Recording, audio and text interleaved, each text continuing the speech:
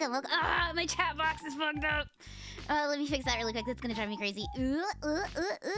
Over here, and then I need the background. Where is that? I thought I had everything set up. For some reason, my thing screwed up. What? Thank you, thank you, thank you. I'll go through and thank you guys shortly for everything in just a moment. Thank you, people. Okay, everything screwed up for some reason, and my resolution on everything changed, and that was like the first time it did that in months. Because I used to have this problem. Why is it not doing it? It should be this. Oh wait, it should be this. Okay, there it goes. It's better. It's better. It's close enough. Anyway, let me thank you guys for everything. Okay, thank you so much, Billy. Thank you so much for your resub for 11 frickin' months. Let's go, baby. 11 frickin' months. Thank you.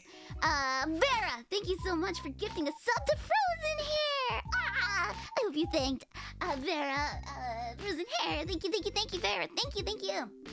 Poopy, thank you so much for the 1,000 bits. Thank you, thank you, thank you, thank you. Much appreciated. Whoa, spoiling me already. Jeez. Thank you also, Beeple. Thank you, thank you, thank you for your tier 1 month for 4 months. Thank you, thank you, thank you, thank you, thank you, thank you, thank you. Mr. Geop, thank you so much for your 3 frickin' months in a row. And that's it. Okay, cool. So thank you guys. You got level 2 hype train. Let's go. Good way to start. Thank you. Thank you. Thank you. Thank you. As you know, it's been crazy over here. I've been working like a dog, like a frog. I've been working like a frog over here. And yeah, it's at the risk of sounding soft, I missed you guys. I missed streaming, so I was like, I'm gonna sneak a short one in today. So we're gonna go 2 hours. That's short. Thursday, ain't it? It's Thirsty Thursday. You're right. Do you want to drink some tank water? Cannoli. You want a big sip of the tank water, cannoli? Okay, so, ignoring the HelloFresh thing, I was supposed to shut that off. I guess it didn't do that, shut off properly. But okay, let me get to the bottom of the chat and read from the top too. Okay, Thirsty Thursday. Let's see. You thought frogs were always... I mean, yeah, but we're tough too, you know. Yeah, ooh, you got the chunga choo choo train. The badge? I was gonna say redeem, but it's a badge. Hi, Ocha. Welcome. Hello, Cliff. How are you today? Hello, Revival, Nurgle, Mimey. Hello. Twirling Curtis, Beeple, Tomakeys, Fleece, Silver Golden Flame, Billy, Frozen Hair, Hardcore Hunter, Big Bobs, Bussies, Lamingo, Wumbo, who else? Rhaegor, Shenrix. Hello. Of course, Frozen Hair. Higato, of course. Higato, brilliant work this morning. If you guys didn't see it, Sheriff. Hello. Oh my God, 1 year, baby. 1 year, baby. Thank you so much for your resub. Much appreciated. Thank you. How are you today, Sheriff? Good to see you. Vera, of course. Hello. Machacha, hello. Win, Robin, welcome. Higato, I want to link your video in the chat. I don't think we'll have time to like watch it today, but I want to go over it on the meme review. But bravo, that was like a fucking masterpiece. This is a fucking masterpiece. Actually, Rita, if you're here, can you actually link can you link God damn it, I have a brain fart today. Higato's video that Higato did today was incredible. It had like a lot of the Soup Kids. It had a little cameo of me, Remy and me. It's incredible. Thank you, Rita. Thank you. Everyone deserves to see that. But I'm definitely gonna put it on like when we do a meme review coming up soon. Hello, Pepper, Nia. Welcome. Meat. Hello, Meat. How are you today? Your tuber deflated. Can you get a new one? Ah, dude, this isn't the tuber replace. This isn't Sears. You think this is a fucking Sears? This isn't Sears. Well, welcome, me. Good to see you as always. Blah. Williams BK, welcome. Her T98, welcome. Belle Marie, welcome. Regina Guimaraes, welcome. Blaine's Magmar, welcome. Nurgle, of course, hello. Poopy, of course, hello.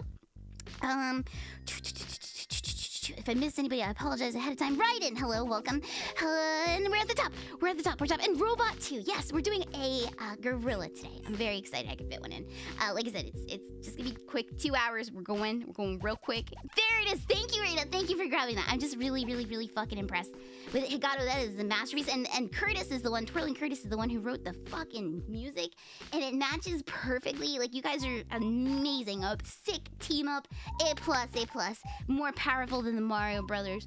More powerful than the Odd Couple. More powerful than Snoopy and Woodstock. Look at that fucking force to be reckoned with right there, baby. Hello, Arf, welcome. And Krabby, hello, good to see you. Yeah, I'm streaming a little bit earlier than normal, so I see a few names that don't usually get to stay the whole time today, so I'm very excited. So today, we're just gonna be talking about VTubing stuff. If you guys got questions for me about personally me, you can ask. If you want advice on something, you can ask. If you want to know how I did an asset or a trick, or you don't know how technology works, I'll do my best to help you. If you want advice on literally anything, just ask. I'll do my best to answer.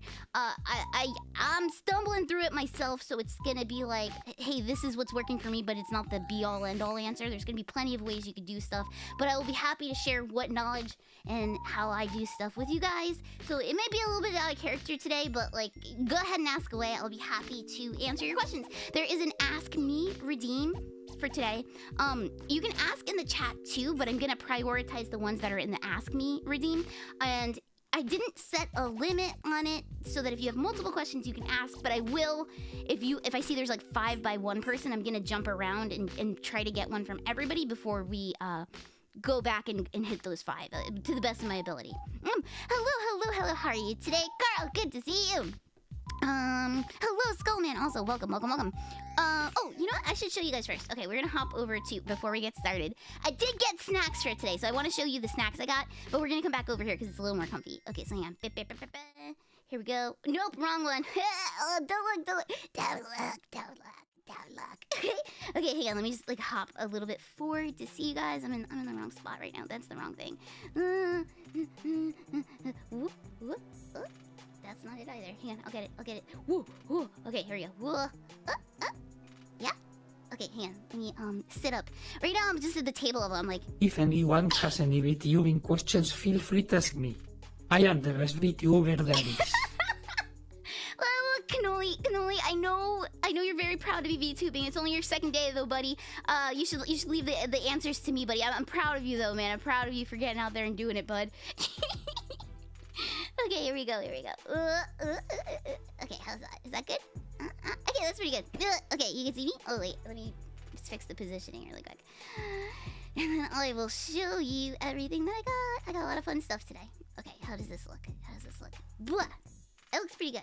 Okay. So, I want to show you the snacks we got for today. You'll see me munching on as we go through this, and I'll give you my reviews. Okay, so, first of all, we brought chocolate banana Kit Kats. This looks pretty good. I never had these before. I'm very excited. These, look at the little monkey on the package. How cute is that? So I got a chocolate banana Kit Kats. I got some kind of weird peanut caramel chocolatey thing. I'm not really sure what it is exactly, but if this is boiled peanuts, it's gonna be fucking good. I don't know, something leads me to believe it's like boiled peanuts for some reason. I don't know, we're gonna find out. Fucking love peanuts regardless. We got, okay, as made popular in the PlayStation 2 game Metal Gear Solid 3. Wait, which one's Snake Eater? 2? Wait, 3. Metal Gear Solid 3, right? That's 3, right? Am I stupid? I got a calorie mate. I have no idea what these fucking taste like. I don't know what they taste like. Okay, it is 3. I thought so. Okay. I have no idea what these things taste like. A calorie mate. I have no idea what it is. We're gonna find out. Just every time I go to the store and I see these, I'm like, Metal Gear Solid. And then that's what I think. I'm like, oh, that must like, if you fall down, this will restore your health. So I got calorie meat. I got some apple bubblegum. It looked really good. It tastes like depression. Have you had it before, Revival? I've never had it before. Ooh. Oh wait. Here's the big. Okay. I got meat. I got you one of these too. If you're still here, meat. It's they're ginger candies, like almost like a caramel, and they're with a soft ginger middle chew. And I got you the hard candies too, like last time. But I grabbed us both a bag of those because those look really good. And well, okay, here's the big kicker. Here's the big kicker, and then that's everything. Okay. We're not gonna eat like literally everything. We're gonna try like bites of everything. But John. Look at that. JoJo candies. I got I think they're cookies actually. I think they're wafers. I'm not really sure. Why is it not focused? I got part 6 JoJo cookies that I want to try. So I'm very excited. There's that one, and then we got the group shot, of course. Yeah, I think they're wafers. I'm pretty sure. But anyway, that's what we got for today. Okay, so I just wanted to show them off really quick, and then we're gonna jump right back to the tank now. Over here, boom. Okay. You wonder if it tastes like Jotaro or Jolene? Whoa, wait a minute, I fucked everything up. Okay, hang on, let's get comfortable again. Sorry. Let's get comfy again. Here we go. Getting comfy. What? Oh, there we go. Okay, there. That looks pretty good. Oh, no problem, meat. No problem. Okay, let me catch up on chat. And hello, not Jesse Bishop. Welcome. Good to see you. Ayakos, welcome. And, okay, let's see. I got up to Cannoli with Toma. Let's see. Okay, I see a bunch of questions coming in. Thank you. Sir Jeffrey, hello. How are you today? Welcome. Good to see you, Sir Jeffrey Bengals. Whoa! More Fox! Hello. Good to see you. Also, thank you so much for your re-sub for 4 freaking months. Okay, Koki, it's been so much fun watching you for these past 4 months. Unforgettable moments. Lots of laughs.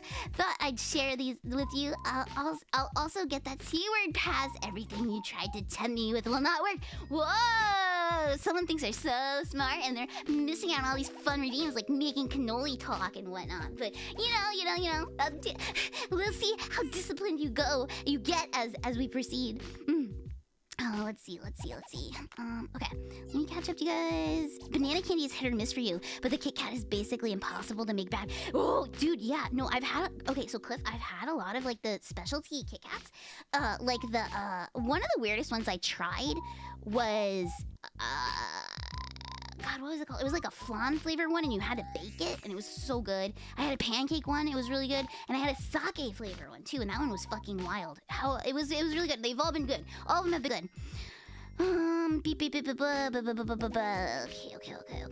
Let's see. Okay, catching up. You heard Soylent Greens taste different from person to person. There's a drink called Soylent too. But hello, also, please. I think I got you before, but we're saying hi anyway. Oh, okay. We don't need to do the Hello Fresh anymore. That thing is over. Not accidentally. I got offered another campaign, so I'm closing that one out. We're done with Hello Fresh. I do have like 2 extra boxes to give out if you missed the window, but no big deal. You can hit me up in the Discord.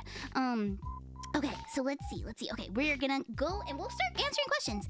Hello, Mr. Roo. How are you today? Welcome. Okay, again, disclaimer. I'm not the be-all, end-all when it comes to this stuff.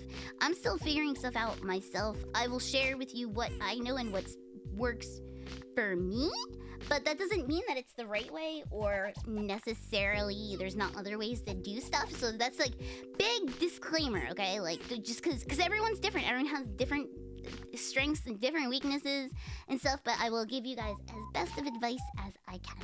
Okay, so let me grab, I made a little also cheat sheet of things I wanted to bring up too, so let me get that up. There it is. Okay. Okay, here we go. Show off the Lutein. Wait. Show off the no! Why would you say that? Why? Look at you twitch your tail too, like trying to tempt it out. It's not lewd, it's a regular tail. Why would you call it lewd? It's not lewd. It's not lewd. It's a normal tail. You guys make it weird. You guys make it lewd because you want it to be lewd, but it's not. It's a tail. It's normal. Do you go up to your cat and you're like, what a lewd little tail you got there? Do you tease your cat about that? I don't think so. Okay, anyway, it's a normal tail. Thank you. It is. Hello, Info Tribe. Welcome. Amazing remix today, by the way. Okay. Here we go. We got the list. Okay. If we lose the list, it would be bad. Okay. So here we go. Machacha asks, what's the softest part of being a frog? The underbelly's the softest part, obviously. Wait, the softest part of being a frog? Probably the underbelly with that one. The hardest part of being a frog is Shenrix's question. I guess, I'm very pick upable. Like oh, no problem, Skullman. You have yourself a good day. Don't worry about that. You can only have his tail out all the time. Exactly. He teases. Hello, Dario, by the way. Welcome. But yeah, no, he look at it Twitch too, like a little pervert. Look at your little perverted tail. Look at it. But hardest part of being a frog is obviously getting picked up. That happens a lot because you're little. People are like, oh, look at you, and you get picked up. And when you're, when you're a frog, you can't fight back as much as when you're a person. So, okay, let's see. Let me mark those. Done. Okay, next one. Okay, it starts on actually page 2. Or no, okay, here we go. Oh wait, this is this minute. Okay. Let me scroll to the top. That's where the first ones are. Among Us, Nurgle. I'm not sure how I could answer that. I'm not sus or whatever, sussy bakas or whatever. I don't even know where that came from. Was that like one of those perverted dojins? Like where they, for a while, people were down bad for the Among Us guys, the little Among Us guys. Is that where that came from? The sussy baka thing? I feel like it must have come from like a porn comic or something. But no, I'm not Among Us. I'm gonna reject that one. Billy, how did I get the Fortnite sponsor? And I want the Dougie like a pro. So it's random what kind of sponsorships you get. You should definitely look into something called Stream Elements. Stream Elements will offer you a bunch of sponsorships, partnerships, and etc. It's also once I accepted my first one, they started coming to my email box now. I don't know if there's some kind of alert or something, or people are like scalping, but I've gotten like 3 partnership offers. 4! I got a big one coming too. I got 4 partnership offers ever since doing the first one. And so I think it just opened doors because they're like, oh, look, she's competent or something. I'm not really sure how that works exactly. I'm talking out my ass a little bit, but like definitely sign up for Stream Elements. I feel like that's what opened the door, because before that I was only getting offered games to play on stream with like not for money, but the sponsorships where you're getting paid to do it. Like the Fortnite one came from Stream Elements, and the more that you do, the more you get. And like I said, I've been getting them to my email now instead of directly to that site, and so it's interesting to see how that worked out. Let's see. Okay, let me get rid of that one. Okay, let me go. Favorite flavor of crayon. The grape, obviously. Duh. Don't we all eat the grape one first? Oh, please. Don't tell me you don't open up that pack of Crayola like it's a fucking pack of Marlboro Lights and you don't go for the purple crayon first. I'm just saying. The purple one, the grape one is the best.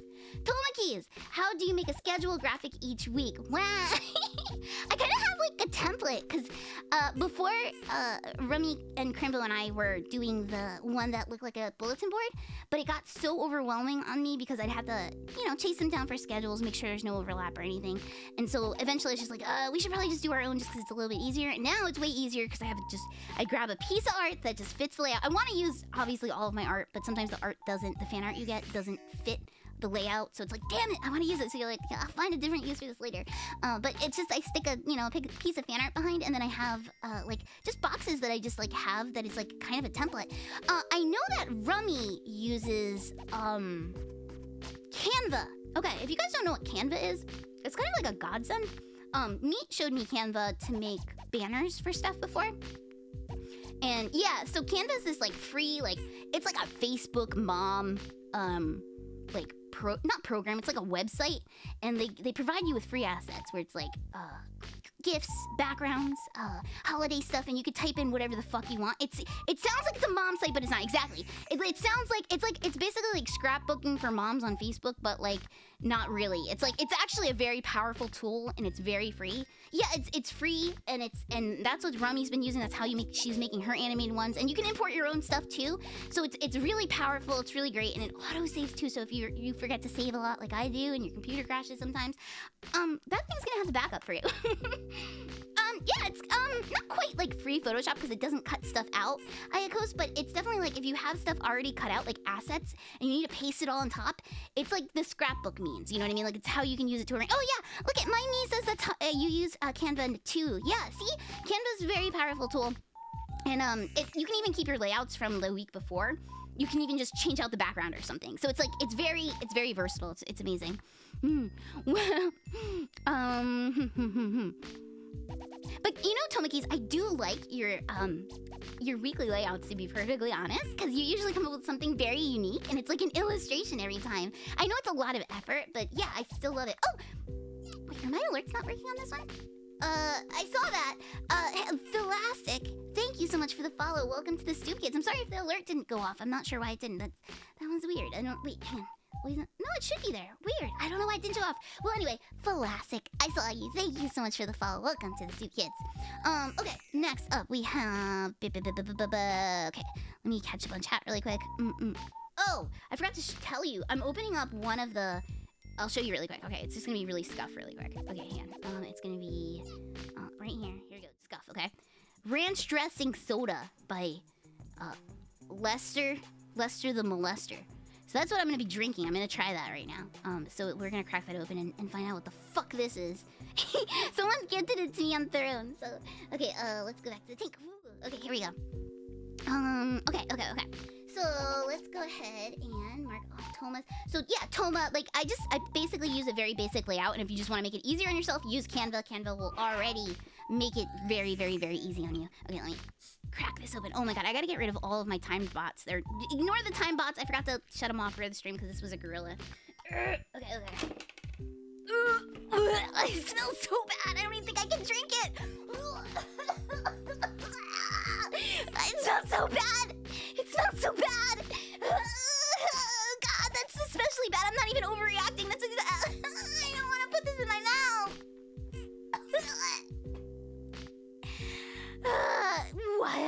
Okay, I gotta build up some balls to drink that. Holy fucking shit, that's gonna be nasty. Lester's not a very nice man. What are you talking about, Revival? He created a monster here. Woo-hoo-hoo. Me use Canva for YouTube thumbnail. Yeah, okay, so Wumbo even recommends Canva too. See? Yeah, all the cool kids are using Canva. It's Wumbo approved. So when we left and the making out when the phone rings, you answer it and the bias is what are you doing with my daughter? You tell a girl and she say my dad is dead. Then who was phone? Thank you, Cannoli. Thank you so much for who is phone copy pasta. All right, so this is ranch dressing soda. You know, it doesn't say if it's butter ranch or not, and get y'all fixing. Okay, okay. I don't have to finish this. I can definitely just taste it and then just like get rid of it. But hello, Rusty. How are you doing? I see you in there, and also Gold Joker. Welcome. But hi, Rusty. Hello, Rail. Welcome. Okay. Ooh, that one's particularly. Have you had it, Gold Joker? I can't smell it. Fuck. The smell is too bad. It smells like.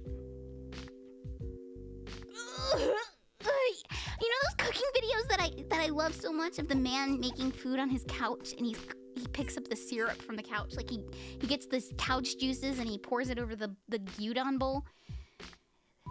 This smells like couch, and it smells like ranch dressing. It smells like dirty couch with ass and ranch dressing. It's not a good smell. Actually, I'm gonna wait. I'm gonna put it off a little bit longer. I can't do it.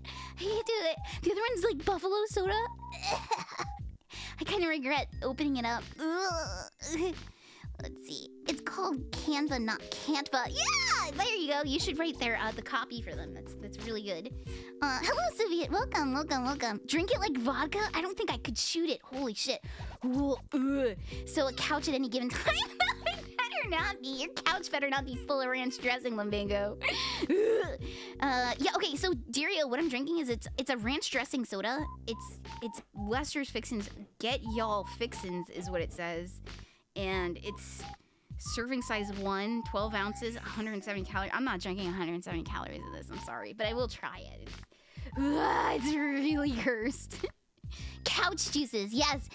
There's a guy in Japan who cooks the food directly on his couch, and then he uses a spoon and pushes down the couch to fill the spoon up with the juices the couch has collected, and then he pours it on top of rice and eats it. This guy's really fucked up, I'll tell you that much. Okay. Yeah, that guy. Info Drive knows. Okay, here we go. I'm gonna try. Try rimming the glass with croutons. It's not a bad idea. Not Jesse Bishop. Okay. I'm gonna hold my nose. Hey, Rael, have you tried this one? Rael, hello. I can't even get it near my face. It smells so bad. I'm usually not this bad when it comes to food. I usually have like an iron stomach. This one's especially bad, and this fucking asshole on the bottle is laughing at me. Fuck this guy. Wait. Lusters. Fixins. He's such a creep. I'm gonna find a picture of him. Here he is. Oh, please don't be WebMD. Okay, good. Thank God. Thank God he's also of the dinosaur. This is this guy. He looks like a fucking trickster. He looks like he's trying to sell you his fucking snake oil fucking sodas. And he's trying to tell you, it's like, oh yeah, no, this cures cancer. Just drink all your ranch soda dressing. Your sodas. Drink your sodas. Hello, crazy dude. Welcome. Oh, and hello, Alizar. Yeah, we're doing a quick gorilla stream. It's gonna be like another hour and a half, but okay, here we go. I'm gonna try it so we can go on. You've tried the peanut butter and jelly one? Scuba, how was it? It sounds disgusting. And hello, I have the peanut butter and jelly one. I have to go through my throne list because I've gotten 6 or 7 of these different sodas, and okay, here we go.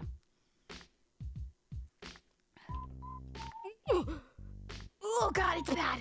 Okay, for a second, I was like, oh, it's tolerable. Okay, we're gonna follow it with a weight claw really quick. Okay, it won't open. My web gloves are getting in the way. It won't run. I can't get in there.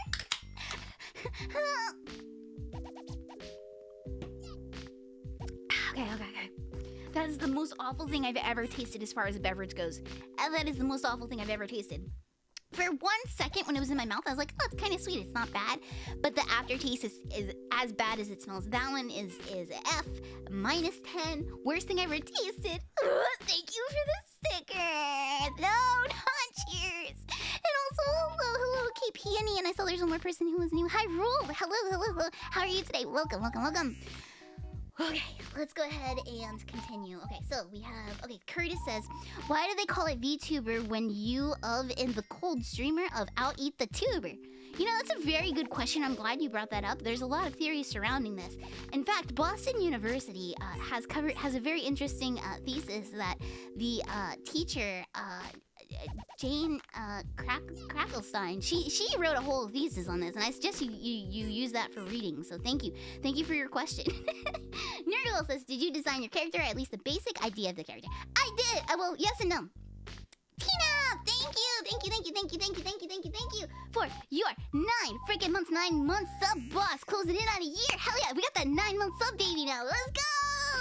Thank you, Tina. And thank you for the entertainment last night. I watched Tina play some old ass Team Fortress, but it's not actually old ass. It's still going strong. And it was fun. It was very fun. Okay, so I can show you. Let me see if I still have the picture. So I did the basic thing where I made a mood board and I showed my art mom. I was like, can you make this cool? And she did. She redesigned it basically. So I came up with like the basic idea of what I wanted, and if I have it, I will show you.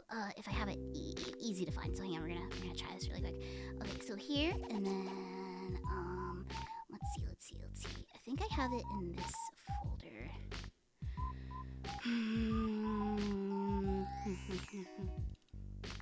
Oh yeah, okay, yeah, I found it. Okay, so before the Southside Skinks, before we came up with the name, the Southside Skinks. Oh wait, one of these is I can show, and one of these I can't. Let me open this up in a folder really quick. Give me 1 sec. Before the Southside Skinks, we were calling ourselves the Vipers, like the Vipes, and that's why I was like, where the fuck is this folder? I can't find it. It's still labeled that way on my computer. Okay, let's see. Hey boss, how are you today? Welcome, boss. Welcome. Boss is streaming right after this, actually. So you guys better stick around after my stream and check out the boss if you don't know her yet. Okay, hang on, I almost have it ready.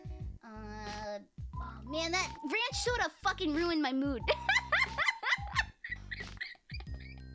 Awful! It's awful. Okay, so hang on, I can use, I think this one?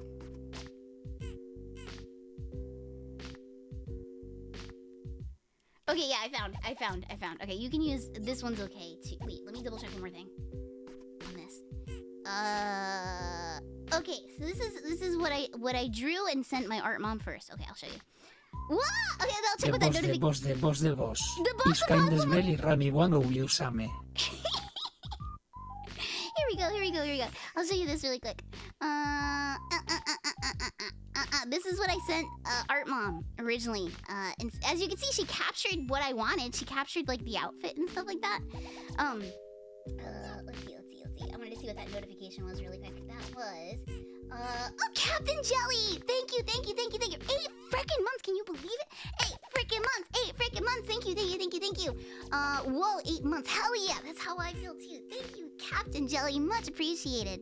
Oh yeah, that was the other thing is I was gonna be Mitzi originally too, until my art mom suggested, because we had Rummy. Rummy was always Rummy, but and I was gonna be Mitzi, it was gonna be Mitzi and Rummy, and then art mom's like, oh, you should be Coco, so it could be like Rum and Coke, and I was like, big brain, and I was like, I'll just go with my childhood nickname instead, because like Cokie, it's a nickname my family has given me because I'm squeaky, so I went with my nickname that since I was little, so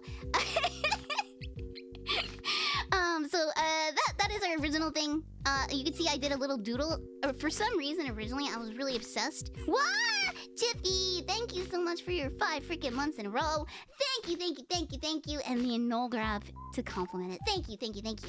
I was obsessed with having a stool. I wanted to have like an animation where I threw it at you guys, and I wanted to use it as a weapon. I was very obsessed with having a stool in the design originally. I never got the stool, but you never know. It might make a comeback. Thank you. Yeah, Crooked Bangs she thinks looks cool, but aren't. Black hair with cliche purple streak or two. Yeah, and so you can see, like she captured my vision very well. I'm extremely happy with how everything turned out. So definitely Art Mom fucking knocked it out of the park. Gave me exactly what I wanted. So Kogi is a nickname in Mitzi. No. Kogi is my VTuber name, but it's also a nickname since childhood for me, like in like real for real. So that's why I respond to it really well. It's a nickname like my dad and aunties and stuff gave me. So yeah, Cookie, because Cookie frogs, they're from Puerto Rico, and they go cookie. They're real squeaky, and I was a squeaky kid. I'm a squeaky adult. I'm squeaky, and so that's how I got the nickname Cokie when I was little. And so I was like, fuck it, I'll just run with that because it made sense instead of because when my art mom, when Rem had suggested Coco, I was like, oh, there's already a Coco. I can't go with Coco. There's already a very famous Coco, so I was like, I'll go with Cokie because that still works because it's like rum and Coke, Yes, I am. Kat, I am Puerto Rican. Yes, I'm 50% Puerto Rican.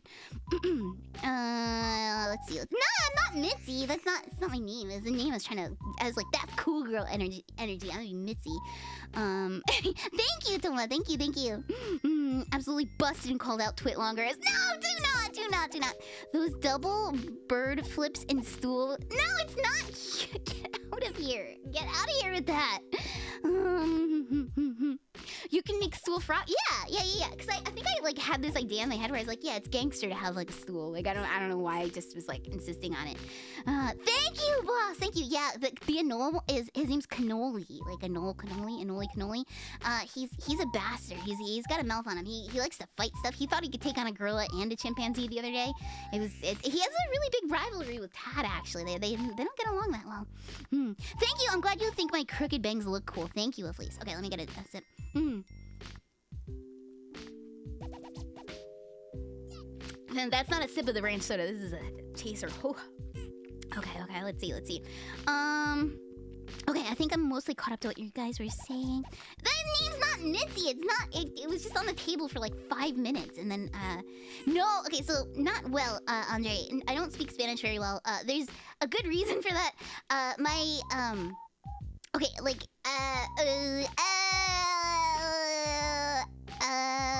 okay, I don't want to dox myself on stuff. Too bad. Let's just say,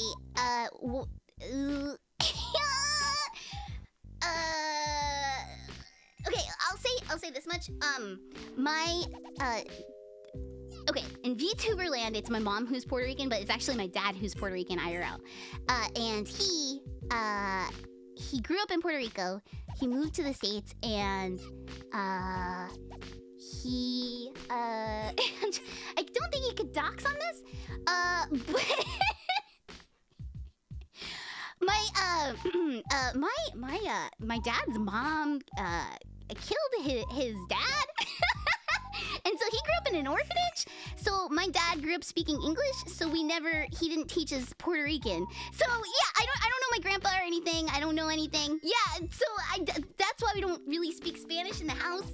So, but there's no it sounds like a story to me. Yeah, don't worry. It's not tragic to me. I don't know them. I don't know them at all. Period. Okay. Like, so it's not tragic. But that's like why I don't know Spanish is because like we didn't. My dad didn't have a reason to go back to Puerto Rico, and my dad was raised in an orphanage in the United States, and so he does still speak Spanish. But when he came here, he was forced to like learn English, and so we. He just never taught us Spanish, but I'm 50% Puerto Rican, so that's why I don't speak Spanish. But don't worry, it's not trauma. It's like a fucked up story. It's a fucked up story, but like I have no attachment to it because I never knew them. It's just fucked up that happened. Do you know what I mean? Like I feel bad for my dad, but I don't know my family. You know? Well, I mean, I know some of my aunties, and I know his brother and sister and stuff, and they're cool. Yeah, exactly. It's not trauma. It's just wild. Exactly. So it's like we just watched an episode of Unsolved Mysteries or something like that. So yeah. So anyway, You trying to talk shit about me? Miss I thought Donkey Kong was a chimp cookie Harry shit about you. I was just repeating what you said yesterday. You said you could take on a gorilla and a chimpanzee, and I'm like, I don't think so because I learned the hard way that a chimpanzee cannot fight a gorilla because I thought that they were the same size, and boy was I wrong. Okay, yeah, Dirio, yeah, I know what you mean. Yeah, it's like not. It doesn't affect me in any way. I just didn't have grandparents on one side, and I don't really know that side of the family that well, and I can't really speak to them because the Spanish I know is very baby. That's why I want to learn it. That's like a goal in my life is to learn Spanish to be able to talk to my family better, because I half of my family I can't really talk to because like my dad didn't raise us like speaking Spanish, even though he's fluent. He's from Puerto Rico straight up, but because he was like raised in the United States, he speaks English. So okay, let's see.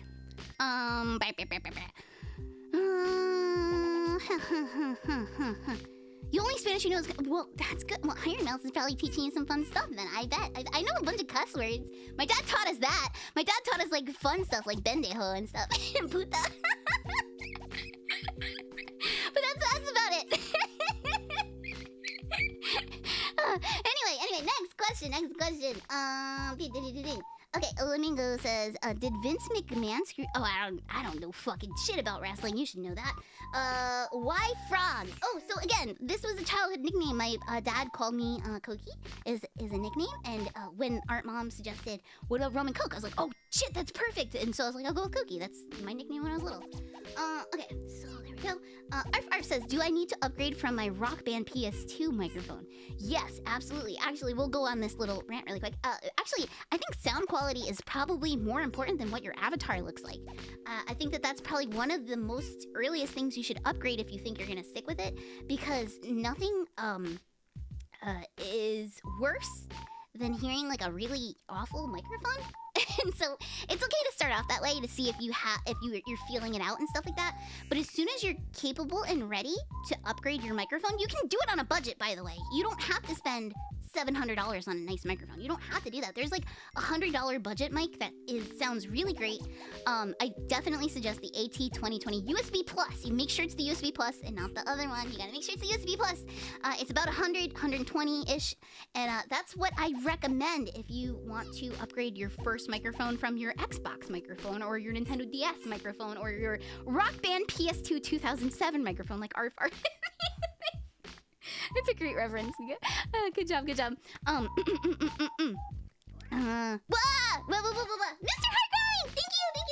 Thank you for a resub.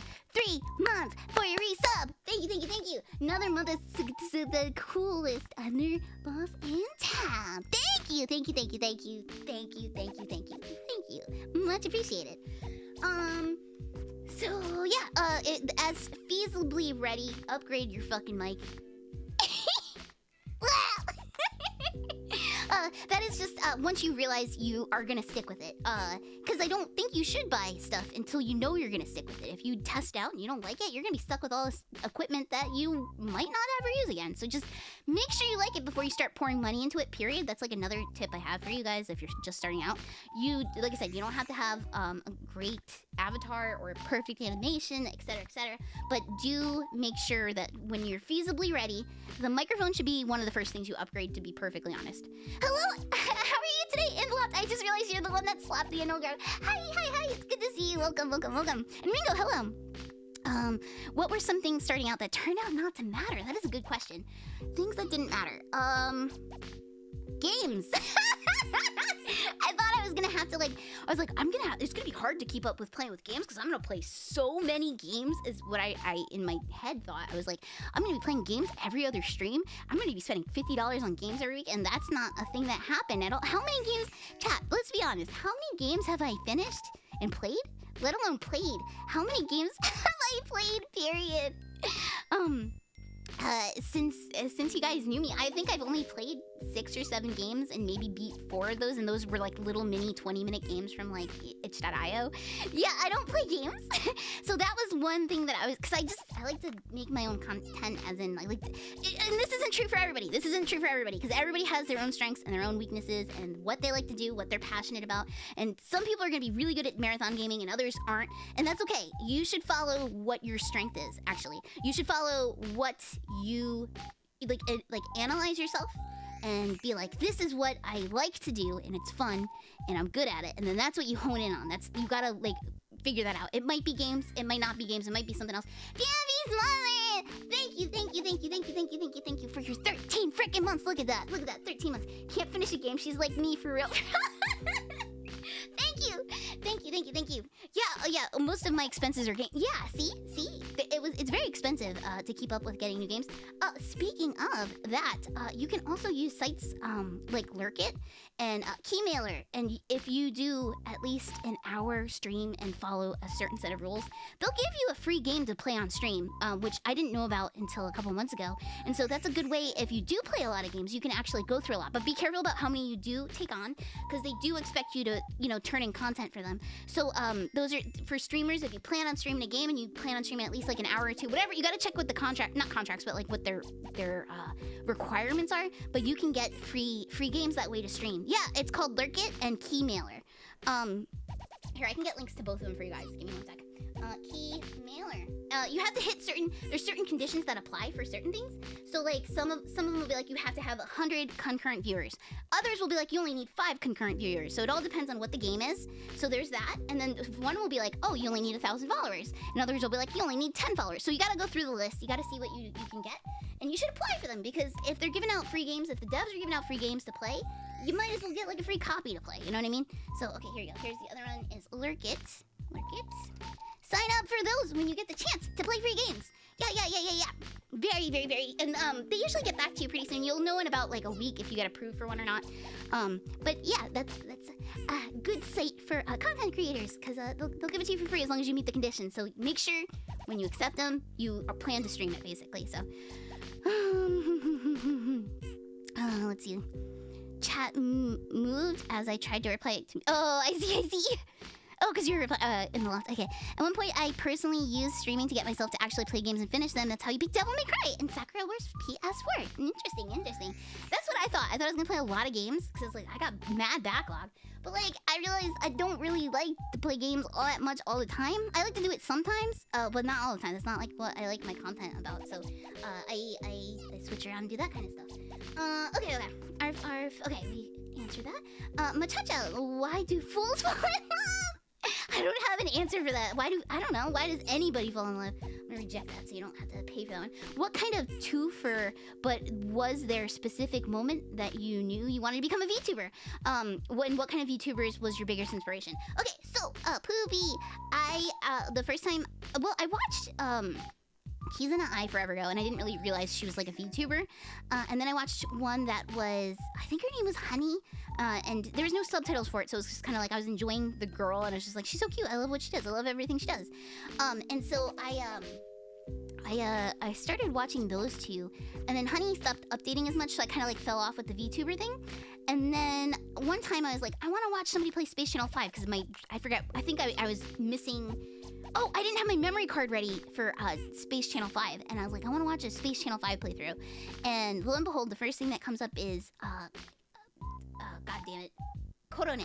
Korone comes up first, and it's her like Michael, like that whole playthrough, and that's what got me into Hollow Live really hard. Is I started following her because I was like, who is this? I love her, and then I found some of her English only streams, and then shortly after she went viral for the Ikum Bukum thing, and yeah, so I was very inspired by Dog, but I didn't find like. I really like Dog a lot, but until I discovered Pecora, like Pecora is like the biggest inspiration to me. I really love her a lot. She's incredible. And then I got into further stuff, like deeper. And then I got into like Iron Mouse and Yanners, who are very, very big inspirations, and I just admire the hell out of them. They're very big inspirations. And recently I've been like really into like La Plus. So I watch a lot of I watch a ton of VTubers, honestly. I watch a lot. But you know, everybody inspires me everywhere, honestly. So Korone is goddamn hardcore. You've seen her play games for nearly 20 hours. Exactly. Wow, thank you so much in the lot for hooking up a sub with Rayo. Thank you. Much appreciated. Let's see. Let's see.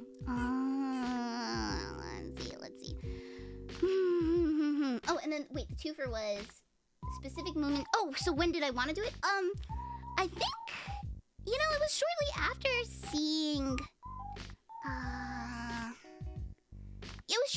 seeing the Space Channel 5 thing, where I was like, what are the logistics of doing something like this? And there weren't a lot of indie VTubers at the time, like US ones at least. And I needed to know the logistics, so I started like looking it up, and I was stalking certain like riggers stuff of where I was like watching them come up with models when they only had like 2-3 models to their name, and I was like, I would love to get this one. This is a dream one, but it was it's so stupid. I was like, this is so out of my range right now. But now the cost of how much rigging is, it's like pennies in the bucket. So like, it's crazy how I'm glad that they're doing so well. They deserve to be well because they're in so demand. But like, geez, like if I only knew how bad things would get. No, I'm kidding.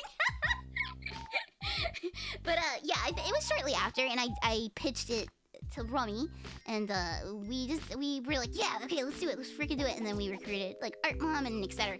So it was just kind of like, hey, I think we could do this. Let's figure it out. So, you watch one little peek of me, and now you're a cartoon. Look at that, Vera. Look at that.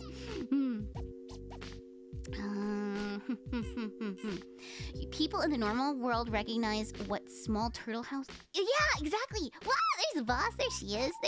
There's the lady herself. Let's see.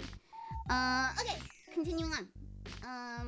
How did me and Rummy first meet? Actually, so like, you know, lore-wise, there's gonna be something coming out as soon as my new models are done. We're gonna have there's gonna be a lore video coming out pretty soon. So I don't want to get too far into it. So yeah, you'll find out soon. You'll find out the exact. We've mentioned it briefly in the streams beforehand, but you'll get like a video that goes with it. So there'll be a video soon. But again, I'm waiting for my model, so we'll worry about that next month, I think.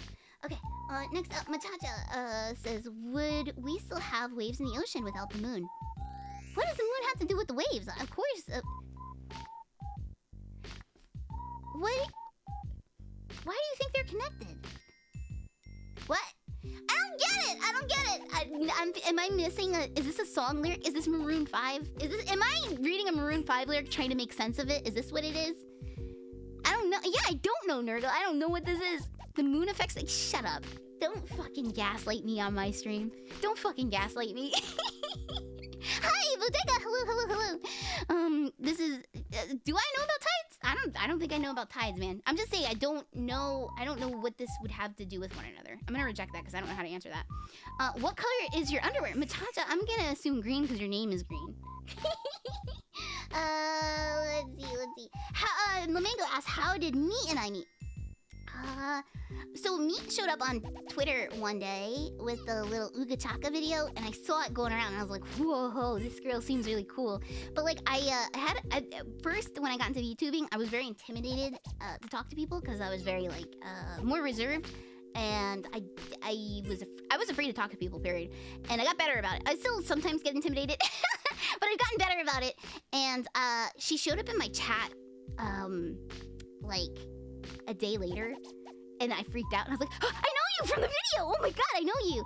And then it turned out she was like streaming almost directly after me, like either that stream or right after. And I used to try to force raids on YouTube to meet because I watched her once and I was like, whoa, check her out. And I was hooked instantly. So I used to try to force raids from YouTube into Meet's chat, like when I finished, because she would go directly, because we would stream for 2 hours and she would stream for 2 hours. We were talking about this actually today of how we both would stream for 2 hours at a time, because I'm only doing a 2 hour stream today and I'm like, that seems so short.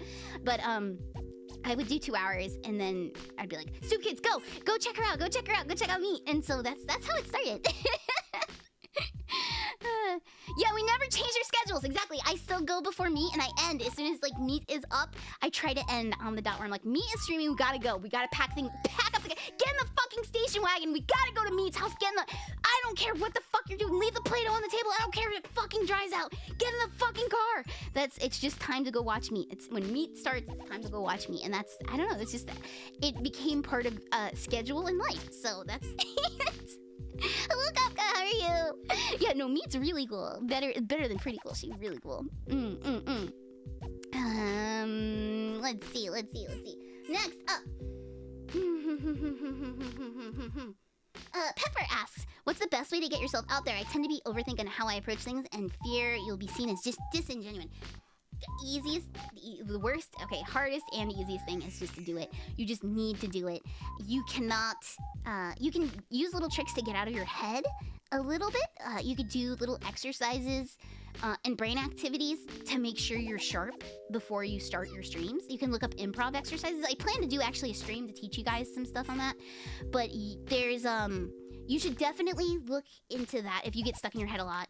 But the best way to do something is to just do it and don't put it off anymore. Just rip the Band-Aid off and do it. I understand, like, well, what about maybe next Tuesday? Maybe I'll no, you're as ready as you're gonna be now than versus next Tuesday. Just, you gotta do it, and the more you do it, the better you get at it. You're gonna suck. I'm gonna tell you this. You're gonna suck so much when you first start out. And that's okay. You're allowed to suck. You're not supposed to be good at it right out the bat, or else everyone would be doing it. So, like, you're gonna suck, and that's okay. You gotta eat shit a little while, and you're gonna get better, and you're gonna fix your stuff, and that's just what you gotta do.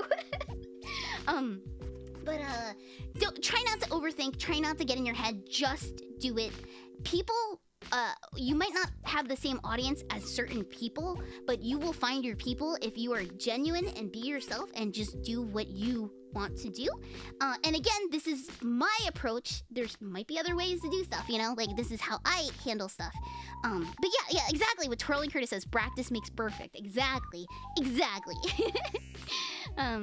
What's great about starting out is that you have no audience. So yeah, exactly. So it just to rip the Band-Aid off and you have, you know, nobody or one person or 4 people, whoever, how many, you get a friend in there, you get your mom to watch or somebody.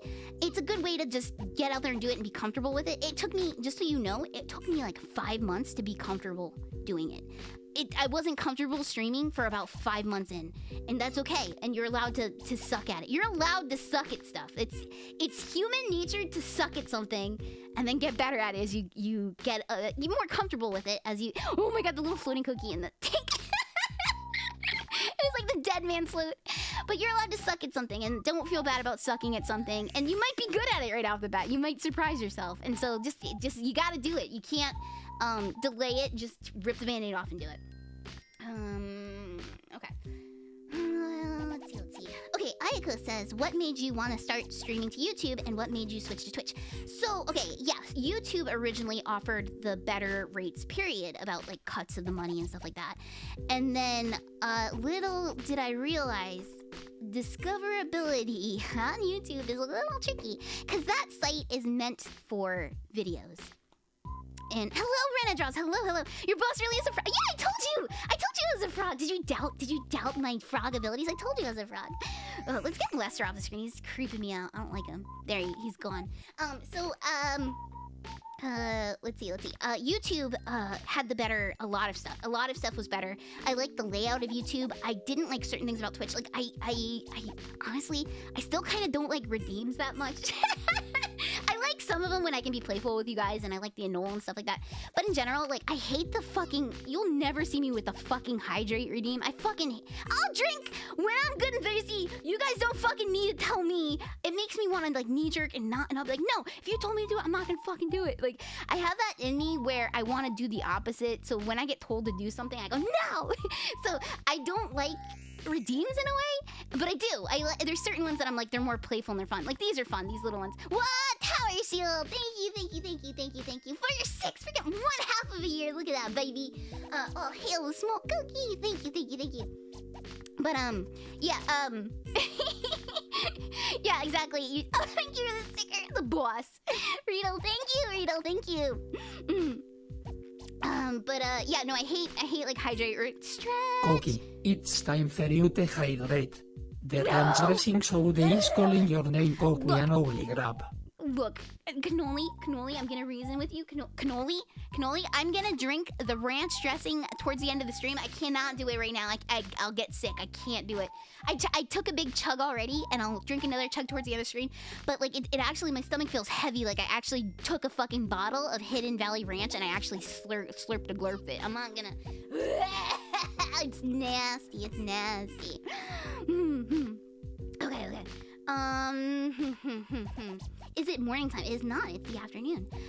What made me... Okay, so YouTube... Oh, and we switched to Twitch. Okay, we switched to Twitch after a couple months on YouTube. We were about to hit partner on YouTube, where it's like you had to add up 1,000, you had to click X amount of hours. And I was like, Rummy, do you want to try Twitch just temporarily, just to see how different it is? And if we don't lose our viewership, because we're around 30-ish around on YouTube, we had about 30 concurrent viewers, which is a lot. Like, that's a lot of people. And I was like, do you want to just give it a shot? Because I realized forcing raids was impossible to hard, and we weren't interacting with the rest of the community either.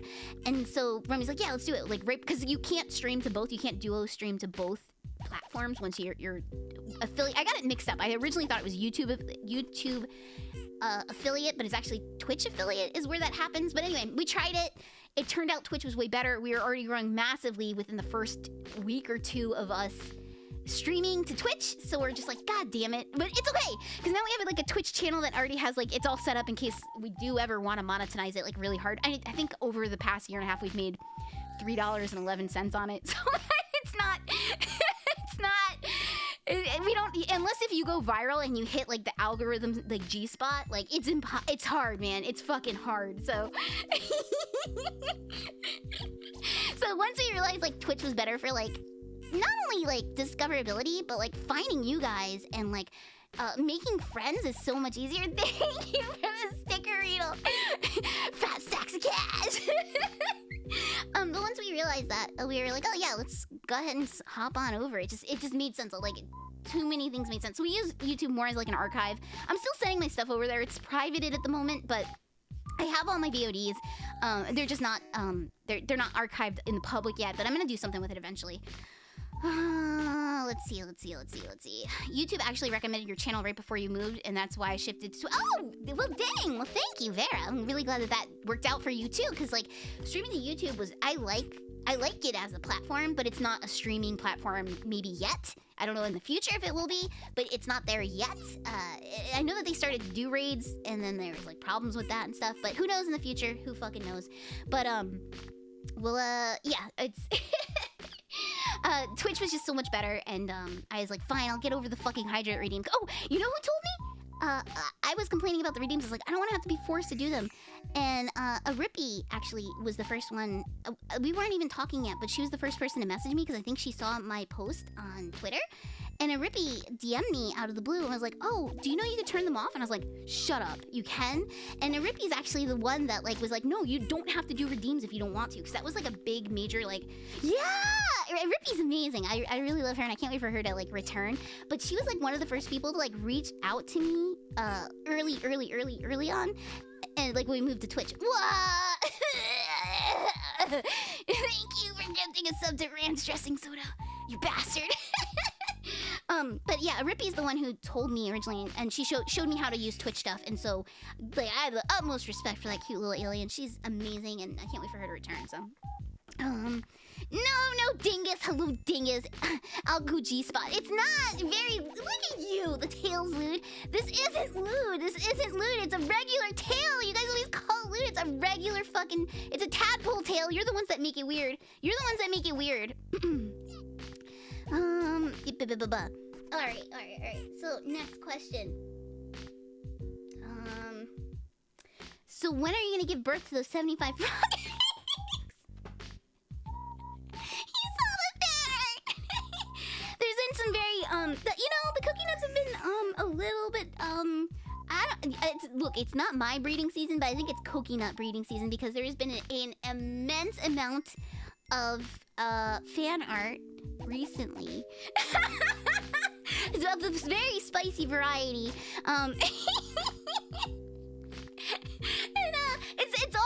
there's been at least there's been like 3 or 4 different lewd pieces of artwork that dropped this week, and they don't normally come that hard. I can't say that. That sounds awful. They don't usually drop that fast. So the 75 tadpoles, I'm planning on holding them until me and I can go to Disney and I can properly release them in the lagoon that's in the middle of Epcot Center. So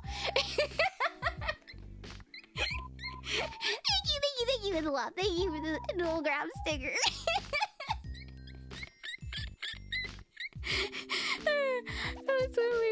Laughing at you that you didn't just hop in immediately and go, no, fuck your redeem. Actually, I'm just built a different build.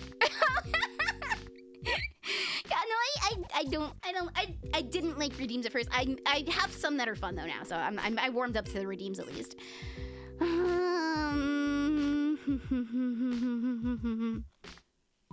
Let's see. Oh, hi, Angler. Wait, planning for Disney's Town when they own you? Wait, no, I'm just gonna release the eggs into the lake, and then we don't have to worry about it. We could have the kids in the lake. I could walk away. I could be a hands off. I could be a walk away mom. I don't even have to touch the kids. The kids will just be in the lake. That's it. I don't have to worry about them. They'll be fine on their own. They're cookie frogs are very very tough little individuals. It's fine. Anyway, okay. Next question. Spooky the Bee. Hello, Spooky, by the way. How much do you pay your mods? Where do you even find people that... Okay, so I don't pay my mods. I would like to eventually, though, asterisk. I don't make enough on Twitch, period, to be able to... They're your problem now, world. That's right. Hi, Scarf.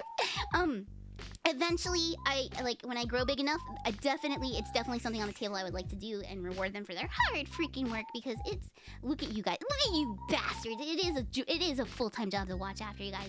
But currently, I don't even make enough money on Twitch to quit a second job.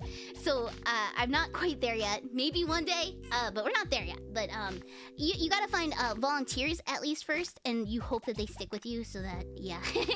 But then, I have a bunch only because I don't expect anybody to ever make anything, all of my streams, period, because that's a commitment, especially for not getting paid.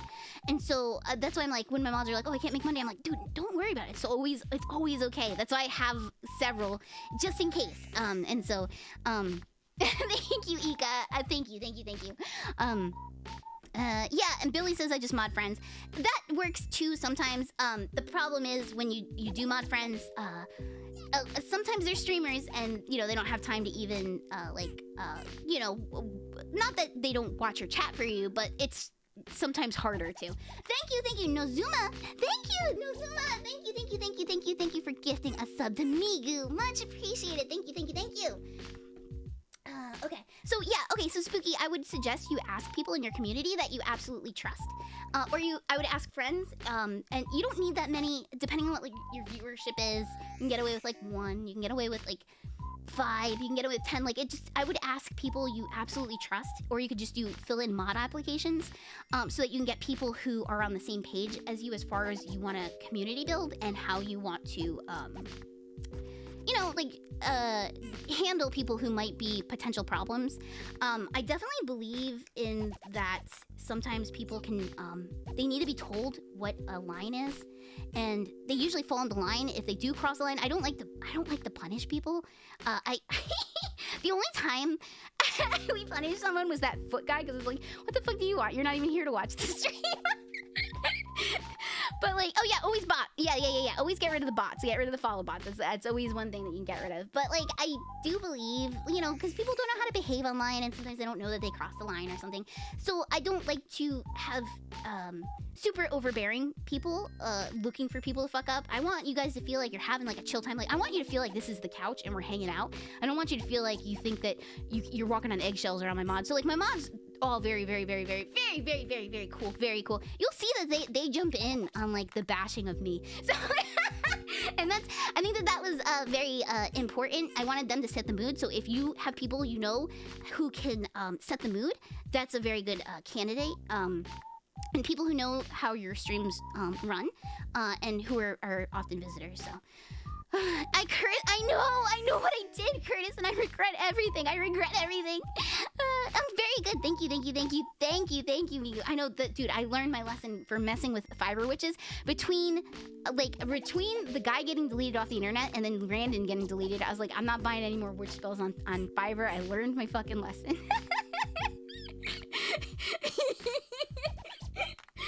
Okay. Next up, Mimey says, how do you become cool? You just be yourself. Mimey, you're already mad fucking cool. I don't need to tell you that. You're already fucking cool. And you got Koki's approval. Kat says, if someone wanted to be a VTuber but doesn't have a lot of money, would you recommend going PNG? Cheap model to save to get a... Yes, absolutely. If you're starting out, period. You should not be spending a ton of money. You need to know if you like it or not first. Period. You need to know. So if you want to try with a PNG, there's lots of successful PNG tubers out there. There's so many. But if you want to, sometimes, like, you know, like we even PNG tube, like when we go visit Peony and stuff like that. So like, there's nothing wrong with PNG tubing. I think you should absolutely try and see if you like it. And you should build up your confidence that way. And, you know, do a big major debut when you have the model and stuff. And if you like it, like, because you might do it maybe for a month and be like, God, this fucking sucks. I wasn't meant for this. And that's okay. There's no shame in being like, I wasn't meant for this. So yeah, like definitely start as cheaply as possible and see if you like it before you make an investment, period. Whoops, just bumped my mic. Oh yeah, no worries, Krabby. I can reject yours, and I can elaborate when I get to yours too. Okay. So yeah, I absolutely recommend starting off as cheap as possible. And honestly, before you upgrade your model, upgrade your microphone, period. The microphone quality is grating. When it's grating... trasmite morferiu koki. Al difole de megatsonedis. You can't say that! You're gonna get me... That's TOS! You can't say that! Cannoli! Cannoli, look at you, you fucking smug bastard. Look at you fucking grabbing your sack and saying stuff like that. You can't do that! Yeah, and that's the other thing about the PNG tuber is like you also can kind of play around with like a lot of designs until you find something that like really resonates with you too, which is great. You're not stuck with one model. I always feel sad. I feel sad for the people who are like, I'm gonna re-debut. They keep like changing their models, not to like the extent of like an outfit change or it's like close enough, but I mean like they're doing like complete overhauls because something's not resonating with them. So like, you know, the PNG phase might be a good time for you to like really figure out what is clicking with you too. So. When does Boa come back? I wish I had an answer. Boa is not a streamer. I would love to have her back ASAP. Boa is my sister. There's a couple of streams with her. There's like at least 4, maybe 5. There's one on Ray Ray's channel. But Boa she doesn't want to stream as in be like a full-time streamer. She wants to hop on as like a buddy here and there. But it's not something, she doesn't have interest in becoming a streamer. So I will get her back as soon as feasibly possible. And it's a matter of our schedules aligning and stuff like that too. PNGs can be, yeah, look at, take it from Power Nelson right there. PNGs can be cheap and free too, or as expensive as you want. Hen and Mimi basically got to partner in a PNG. Exactly. That is like a major success story right there. I will absolutely tell Boa hi. She'll be happy to know you guys were looking for her. But I'll get her back as soon as feasibly possible. But again, she's like not a streamer and not built for maybe entertainment stuff. You know, it's a lot of pressure to do, you know? So she'll be back when she can come back. I want to grab her for karaoke sometime because she actually can sing. I can't. She can sing though. Okay. Next up, Billy, should I set up collabs like weeks in advance? Been doing them sort of the moment. Okay. That's gonna be one of those things that's like mileage varies. Me, I have to do my collabs weeks in advance. Period. I get asked for collabs daily and several, and so that's why I redirect people to an email when you guys approach me for collabs. I'm like, you got to email this, because if I just said yes to all the collabs, I would be in collab hell for just that would be my streams, because I get asked for so many collabs. So if you have collabs, to set up a collab, it depends on who you're approaching for a collab. People might be like me, where it's like, yes, email me, talk to me about it, you gotta give me a heads up. But if your friends that you're rolling with, that you do collab with, and you're able to grab them, and that's working for you guys, that's fantastic too. It's definitely gonna be like mileage varies type thing, but probably more heads up the better for most people. But yeah, that's it. A lot of people, what was I gonna say about I guess I said what I needed to say there. They don't Mr. Lemonade. No, Boa's Lemonade is it's awful. It's awful. Boa and Cookie. Oh my god, I would love to do a Boa Cookie cooking stream. That would be amazing. Wait, any family members other than your sister you know that are VTubing? Just my sister, and I would. Okay, so like I saw Snuffy had her mom and dad on. I might consider doing that at some point, but I gotta my mom barely understands what this is. So I have to like really talk to her, but I could probably get her to play Animal Crossing with us, because she's a fucking Animal Crossing fiend. So like I could probably get her to play Animal Crossing with us sometime. But yeah, Snuffy's dad asking what poggers means. Dude, okay, the other day my dad was like, he called me up, he's like, Koki, what's this minecart thing I keep hearing about? I'm like, minecart? And he's like, there's a boy who's a millionaire playing minecart. I'm like, Minecraft? And he's like, yeah, that's it. He's like, should I get my my nephew? Like, it's my nephew, but his grandson. He's like, should I get your nephew that game? Do you think he'll be a millionaire playing minecart? And I'm like, I was like, he doesn't stream, Dad.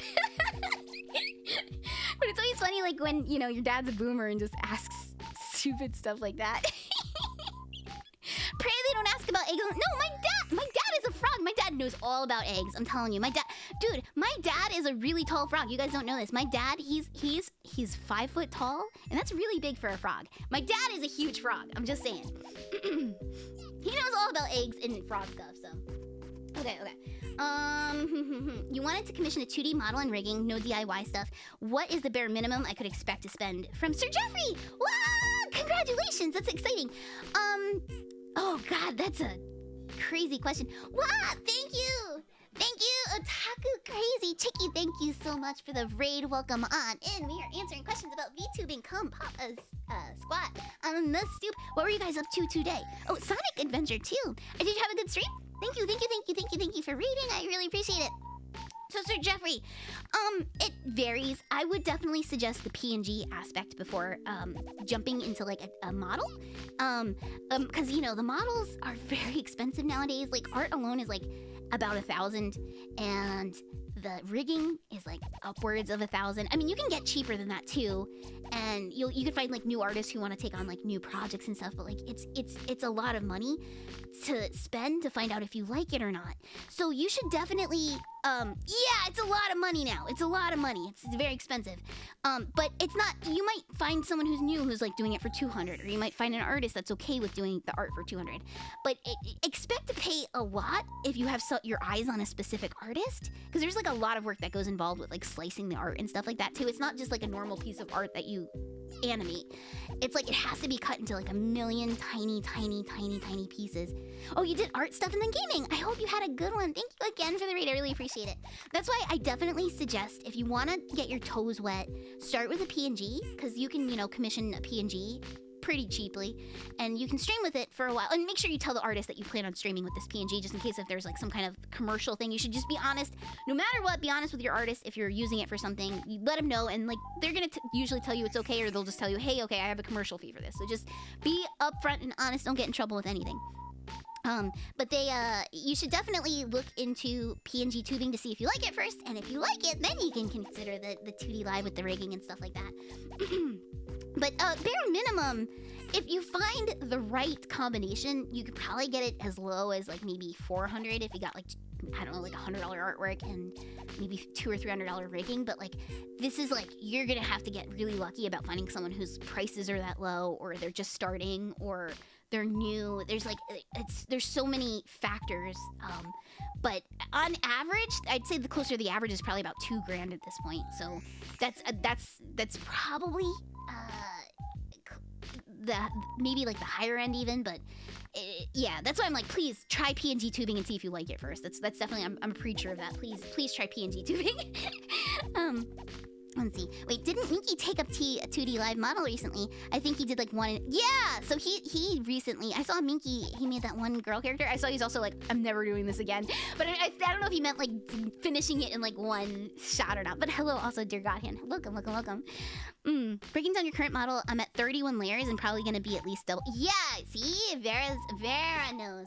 Yeah, there's bajillion layers. You'd also suggest chibi. Yeah. Okay, that's another thing. Well, good suggestion, Power Nelson. I'd suggest a chibi model first and foremost. Really simple rigs that you can pick up for under 300 if you. Yes. Actually, if you look up Boy Skits, who did my one like the little like chibi Koki, they did a chibi model for like, it was like 150. But it's a specific style you'd have to be kind of locked into, because you know they have these like cookie cutter molds that they can kind of apply the rigging to easier and stuff. But you can, if you get like a chibi model or like a more goofy model, you can definitely go on the cheaper end if you want something moving like in 3D space. Where the fuck is the Mango? I wish I had a fucking answer. I have no clue. We probably were in fucking gorilla heaven with Travis the chimp.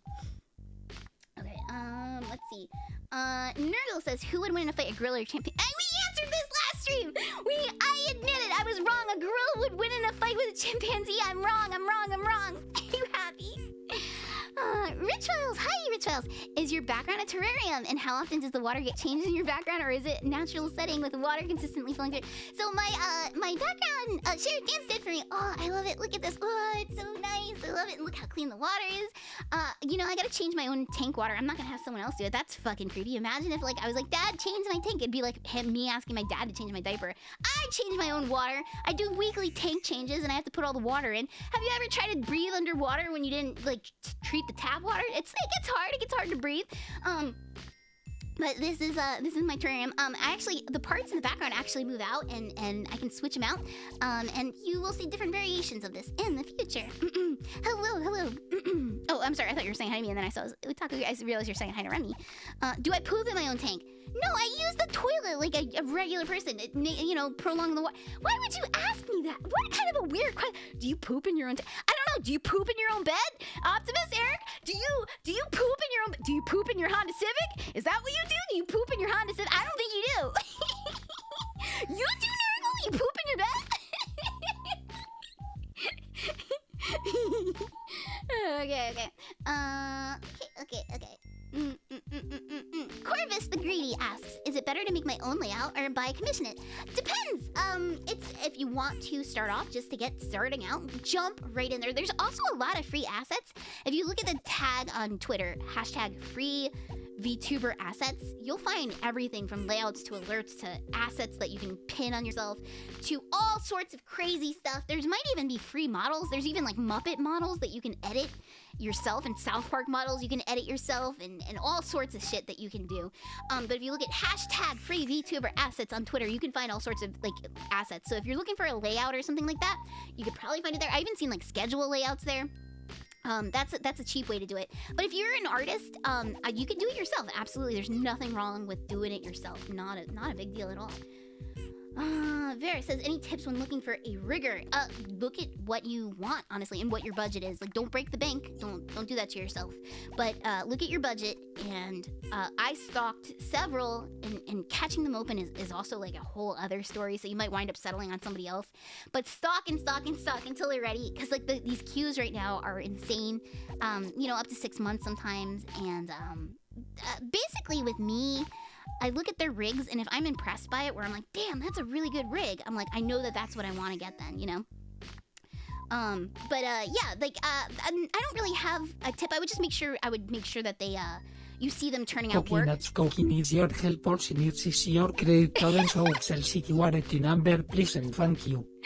No, don't listen to it. Don't listen to Cannoli. I don't. No. You don't have to. He's trying to scam you guys. I'm not trying to scam you guys. But yeah. I was gonna say.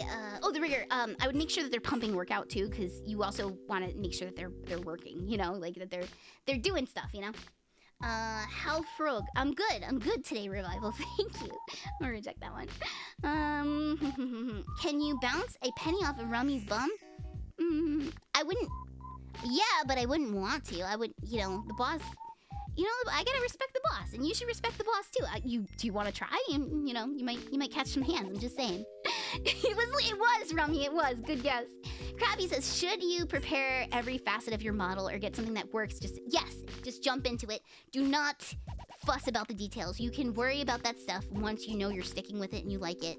And you can always upgrade along the way. So if you can only afford to pay for, say, 2 expressions to start off, you could start that way. Like if you're investing in a model, and you can always go back. That's what I did. I had a budget and I was like, damn, I have to cut some of the stuff I wanted off, and I'll come back to it later. And that's what I did.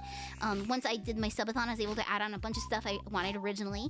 And now I'm able to, this final thing that I'm getting on this newest model, I have so much stuff that I'm like, I'm gonna have so many things to play with. Like, I'm really excited. It's okay to upgrade in steps. There's nothing wrong with that. You don't have to be like all the bells and whistles right out the door. If anybody's putting that kind of pressure on you, don't listen to them. That's silly. But yeah, just get something that works. Even if you're just PNG tubing, like, that's fine too. You can do that. You can be a PNG tuber. Who cares? Samuel asks, what are your future ambitions mid-term VTuber-wise? Skip this if it hasn't. So, good question. Thank you. And also, hello, Samuel. My future ambitions is I would like to at least be able to get back down to 1 job. Right now I have to work 2 and VTube, and hopefully it won't always be like that. But I would like to be able to at least do this as my part-time job. I think that that's reasonable. I would think that that's a goal of mine, but it's not something I can directly affect either. So I don't stress out about it. You just gotta grind, I guess is the best way to put it. But because VTubing is like you like Twitch stuff in general, a streamer, and being in entertainment and stuff. You're relying on like the kindness of strangers and the generosity of strangers, so it's not a stable job period. So I'll address this really quick. I see a lot of people say like they want to do this full time, and it seems don't you need a net period. Do not make the mistake of not doing that. Don't I always go like, when I see people saying I'm quitting, I'm doing full time, because not that I don't believe in them, it just seems too risky in a business that you rely on people's generosity to be able to pay your bills. That I don't ever want to be in a situation where I am relying on being lucky. Do you know what I mean?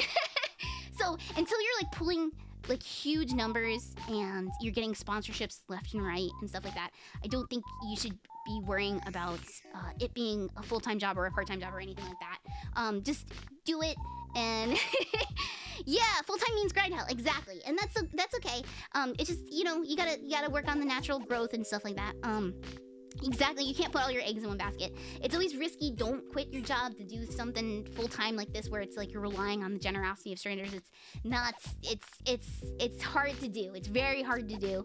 And just advice is don't do that to yourself. You'll be more stressed out, and you're gonna put so much pressure on something that brings you so much joy, and you don't want to do that. So it's let's see. Yeah, exactly, T-Nap, exactly. Let's see. How do I oh wait. Thank you, Samuel. I really appreciate that. Thank you. I really appreciate it. Wah! Thank you. Thank you for the annul grab too. Thank you. But there's nothing wrong with supporting yourself. Think about like there's even like actors in like Hollywood who were waiting tables while they were doing movies and stuff like that, and it's just because you need the security, because like nothing is guaranteed, and your numbers might tank the next month, and that's okay. You can learn from that, and you can keep growing from that. But it's a business where it's not stable, and you really need to be really high up there to be able to do that. So let's see. So okay, my midterm VTuber thing is just to be able to quit one of my jobs. That's That's the thing. But again, I'm not in control of that, so it's just like we'll see where that goes. We'll see where that goes. Oh wait, hang on. The way you see it, I'll never likely get a full-time gig, but if I can hit an eventually relative level of success, I can cut down on other work and dedicate more time out of my day. Yeah, that's a healthy way to think. Definitely. I think a lot of people, you see a lot of VTubers graduating, just over like the past couple months or whatever. I think they expected like big numbers, big success because they see people blow up instantly. And that blow up, the initial blow up, isn't always stable, and it's sometimes just hype created. And it works for some people, you know, like going viral is such a luck, like a shot on like a dartboard. It's very hard to do, and you're not in control of it, and it's just like getting lucky or hitting the algorithm or something like that. So it's something you're not in control of, so don't worry about it. That's the best I can say. Is just don't worry about it. What happens, and enjoy what you're doing. No matter what, you have people watching you, and that is incredible. And you should always stream like you have 1,000 people watching you, no matter what. Even if you have 3 people watching you, that's still 3 people hanging out with you, which is fucking incredible. So, let's see. You got into VTubing to be filthy fucking rich. So far, it's not working. Exactly. And also, here's like another thing is like literally like next week, Twitch could be like, hey, we're changing how we're paying you next week. Now you only get paid for tier 1 subs and you only get 30%. Suck it. And then you're just really fucked and you don't want to be in that position. So that's why it's like, that's why it's just smart to like, you know, play it safe and you know, keep it until you can get big or whatever if you can. Just play it safe. There's nothing wrong with playing it safe. You don't want this to be stressful is what I'm trying to say. You don't want it to be stressful. You want to keep it fun. Okay. Is clout real? Should I be acknowledged, ignored, and chased? I actually don't really know. I don't know how to answer that, Krabby. Is clout real? I think it's like in the eye of the beholder, maybe? I don't know. I don't know how to answer that. Should it be acknowledged, ignored, or chased? I think if you're chasing it, you're doing the wrong thing. I think if you're just enjoying yourself and enjoying things and whatnot, you're doing the right thing though. Okay. How do you invite people to collabs and not have an anxious meltdown in the process? Okay. I'm gonna be honest, I hate collabs. I don't like collabs. I don't like doing collabs. Collabs take away from the community, from my community. I don't consider a collab with Rummy a collab because that's like, oh, you know, you get the 2 for 1. Same with like me, because like, collabing with friends is different than collabing with VTubers, if you know what I mean. Like, because, you know, a lot of us know each other, like, not just online, but offline. So, you know, collabing with your friends, like, is so much easier, like, you know what I mean? But when you get approached by strangers, I always tell them I need to hang out with you first, because if I don't know you, I need to like play a game or something and see if we can vibe at all. But I to be perfectly honest, I don't like collabs. I like bigger ones. I like to get invited to bigger ones where it's like an event, but the one-on-one collab, I don't like. And so I don't really ask people for them unless if I have a really good idea, or if it's like personal friends. I'll pull them on for stuff because I'm like, oh, I know that they can handle what I have in mind. And I don't get upset either if they say no, because I don't like doing collabs. So if someone says, I don't want to do a collab with you, I'm like, I fucking respect that because I don't like collabs either. Exactly, I fucking hate the ones with Cribbo. Like, fuck that guy.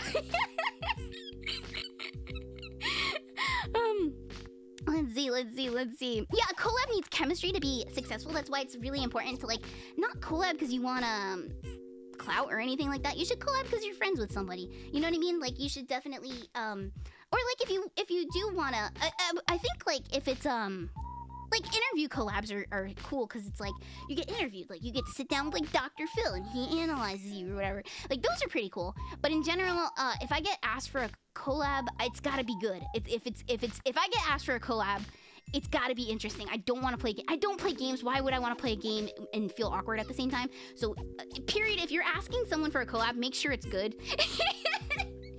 Because like I always do disclaimer this when I do get asked for collabs. I'm like, yeah, you send them to this email, but make sure there's a creative spin on it, because if it's just a game, I'm most likely going to say no, because my time is very precious, and if I said yes to every collab I would be just only doing collabs, and I would not be hanging out with my community, and I don't like that idea at all. That's why, like, when I come back from, you know, going to too many events on different people's channels, I get homesick, and I'm like, I miss you guys, I just want to hang out with you guys.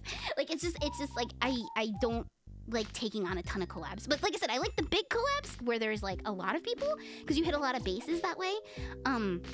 But in general, I'm not super into collabs that aren't like with like the bros, if that makes sense. Because like chemistry is there's nothing worse, like when you're, say, like trying to talk to somebody and you're giving them a pitch and you're expecting them to hit a home run because you did it underhand for them and everything, and you know, it's maybe you're even put it on the fucking t-ball stick for them, and you're like, here you go, here's a question, and then they just like answer it with like a yes, and you're like, well, aren't you gonna ask me something back? You know what I mean?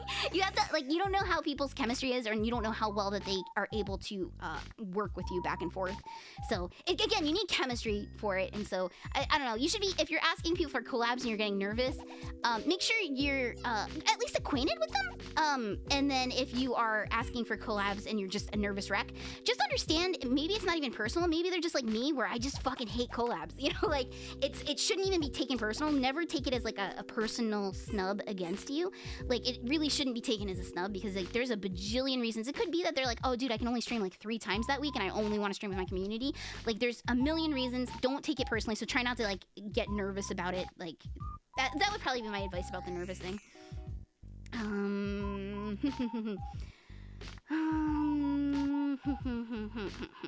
You saw the ASMR mic on Throne. Well, if ASMR only consists of frog ribbits, I have so I'm a Flame little menace. You are a little menace. Yeah, no, Riedl's right. You can't force it. You absolutely cannot force it. What? Angler! Thank you so much for gifting a sub to Velper. Thank you. Oh, and hello, Velpepper, hello. It's good to see you. Thank you for coming back. So yeah, Koki and a Barack Obama collab one. I don't know, unless if we can do something fucking cool. Like, I don't know, does he play Pogs? I'll play fucking Pogs with Obama. Does he play Pogs? Whoa, this was. Oh, the ASMR mic. I have ideas. So, I mean, you know me. My first ASMR stream was, I brought you guys to PetSmart and we stole worms, and then we got arrested, and then we tried to return dead worms. That was my ASMR. So if I get the ASMR mic, I promise for content just like that. You will not get your, like, ASMR from me, but you will get some very creative stuff. So that's why it's on Throne, is because I have some funny fucking ideas. Thank you, Info Drive. I'm really glad you liked that one. I've been doing good too. Yeah, thank you. Oh, thank you. You know, I'm glad I did this stream, because I was like, I don't know if people even show up to this. So like, I didn't know, and I'm really glad. I'm glad I could at least, again, what I'm saying isn't necessarily correct for everybody. Everybody's different. Everybody's path is different and should be different, and things will work differently for other people. I'm just telling you what works for me and what my opinions are. And these are my opinions, and there could be other people's opinions that are way better, and I could be convinced otherwise. So, okay.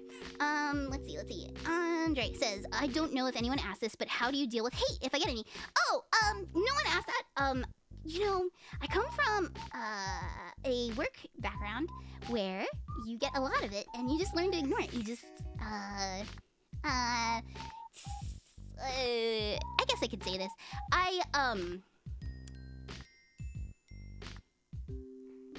Okay. This actually, advice. If you want advice, I saw there's a question about dead air.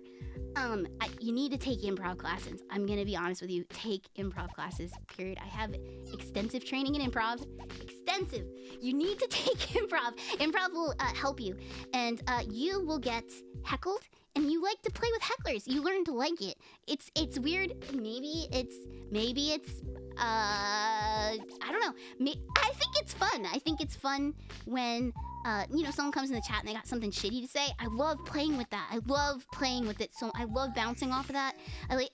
You get used to hecklers, and it's fine.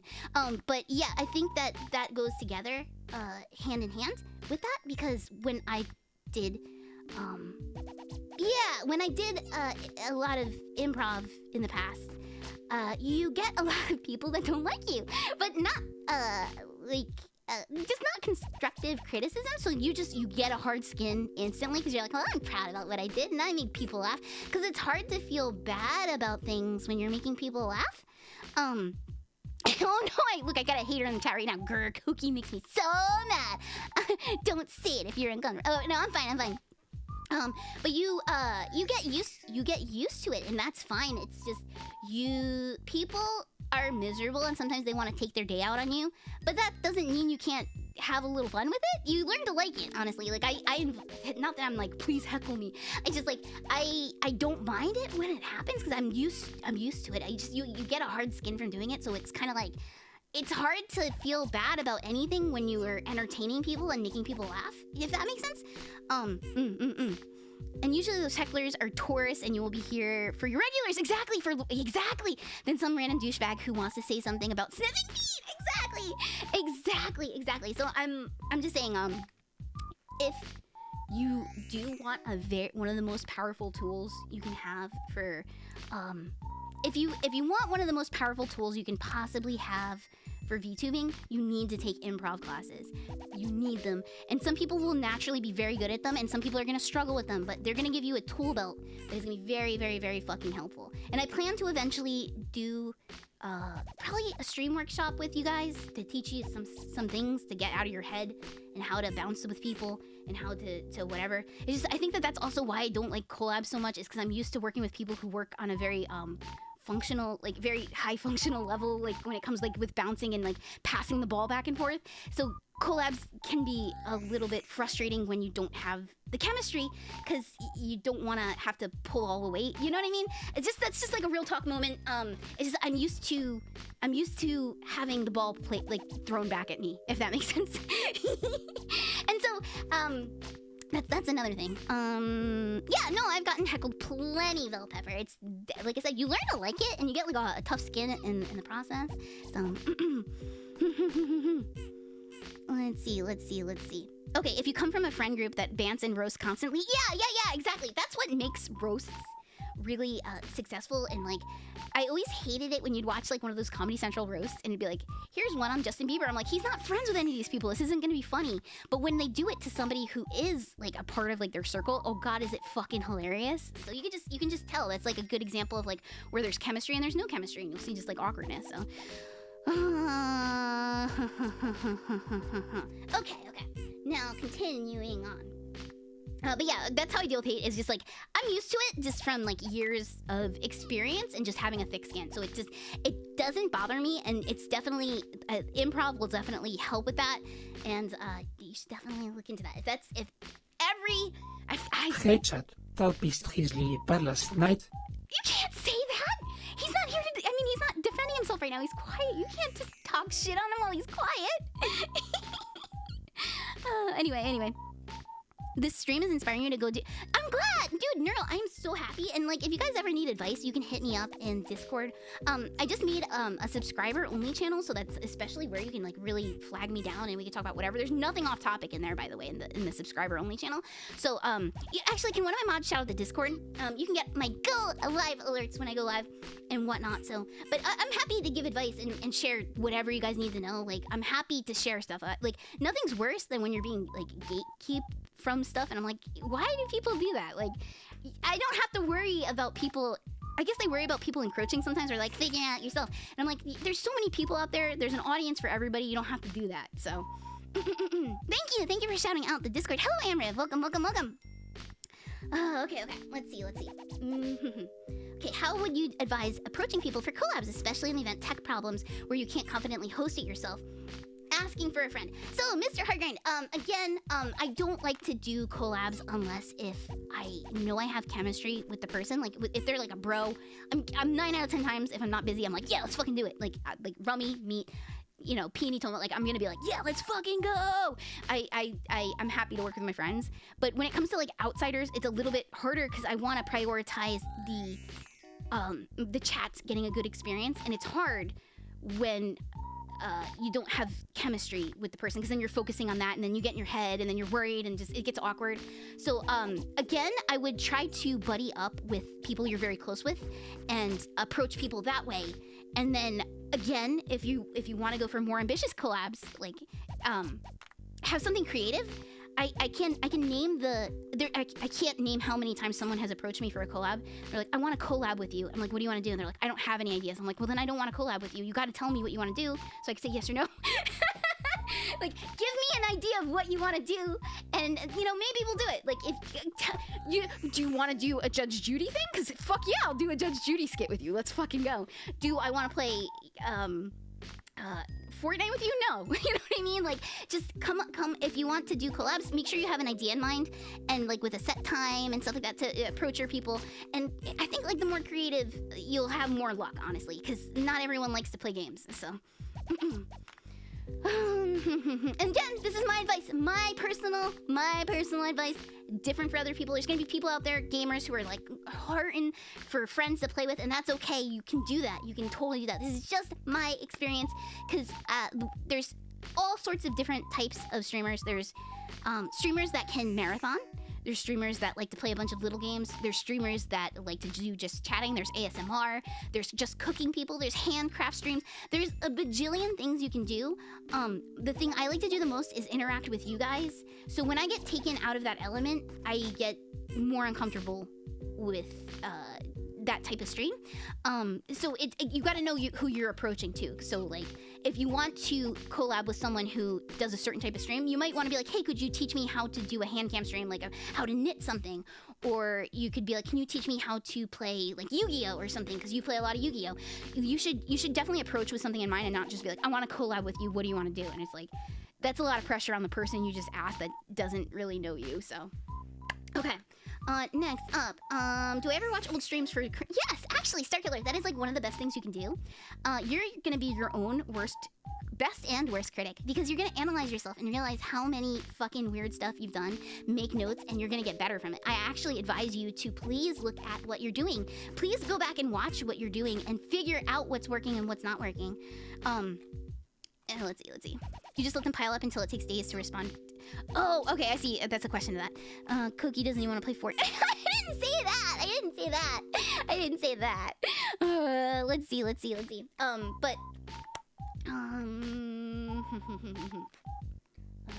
I lost the question I was on.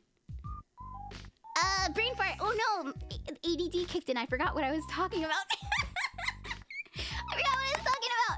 We'll come back to that. I don't remember what it was. If the chat if you remember what I was just saying 2 seconds ago, please remind me. Hello. Also, Fang, how are you today? Welcome. Hex Wild. I went with something that was very comfortable for me, and something that is very close to like what my personality is, if not just like a more like glorified version, if you know what I mean. So I think there's nothing wrong with going with something you're not, but keep in mind you might struggle if you don't have the right tool belt of like improv stuff, for instance.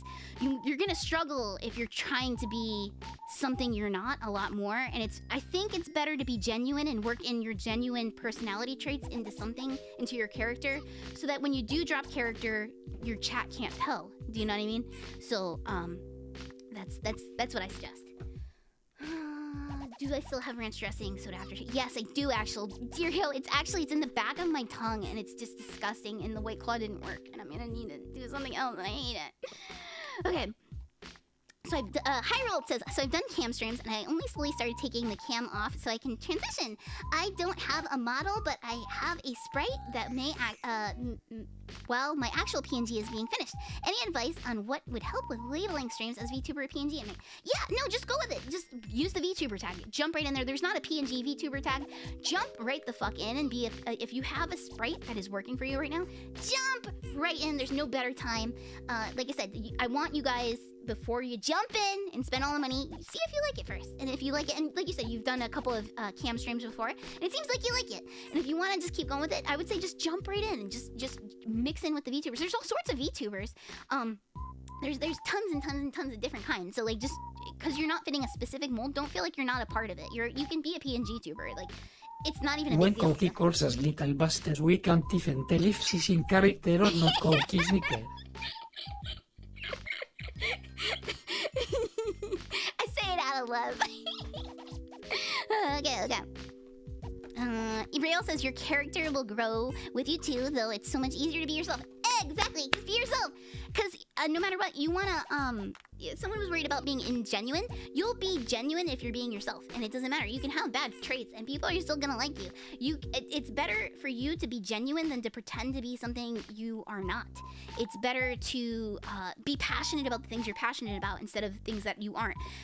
If you look at for instance, Sigrid did a stream where she did 20 hours on the head crab game, and she was able to talk about it the entire time because she's fucking passionate about it, and that was incredible. That was amazing. 20 hours talking about head crab game. That's incredible! That's the kind of stuff that like really catches my interest the most, is when someone's passionate about what they like, and them being like very genuine and stuff like that about stuff that they enjoy, and that's very interesting content to me. So that's what I'm saying, like, don't stray too far from who you are. And also, if you're gonna do a voice, look at Grimbo, you're gonna fuck up your voice if you're not properly trained for that. So you should do, if you're doing a voice, make sure it's something you're comfortable with or you're properly trained to do it. VCR. What the hell am I gonna do with that? So yeah, just make sure you're properly trained for that, because you're gonna be doing it for hours on end. Sometimes you're gonna do a subathon for 12, 18 hours or something, and you're gonna be stuck with that voice. So make sure you're not fucking damaging your pipes at the same time. You know what I mean? Know what I'm saying? Honestly, the artificial need of needing to hold a KFAB for VTubers is pretty counterproductive because people love honesty. Yeah, exactly. So that's why I think do 50-50. I think if you could do 50-50 where you're genuinely yourself as whatever, that is a good recipe, or 40-30, something like that. But I think no matter what, you shouldn't stray too far from who you are actually, and not try to be like, if you're like, oh yes, I'm this diva character, you're gonna get tired of fucking playing that diva character or something like that. Or like, if you're pretending to be a little baby and you're gonna get fucking tired of that. Don't do that either. Just be yourself, be your fucking self, and just work it into the character, and just give your flaws to the character, and Okay, let me move that one. Cuckoo! Hi, Cuckoo! Also, speaking of money, after becoming affiliate partner, do taxes take a lot from you? No, it's the same as freelance. You're an artist, so I think that you probably understand the it's all self-employment.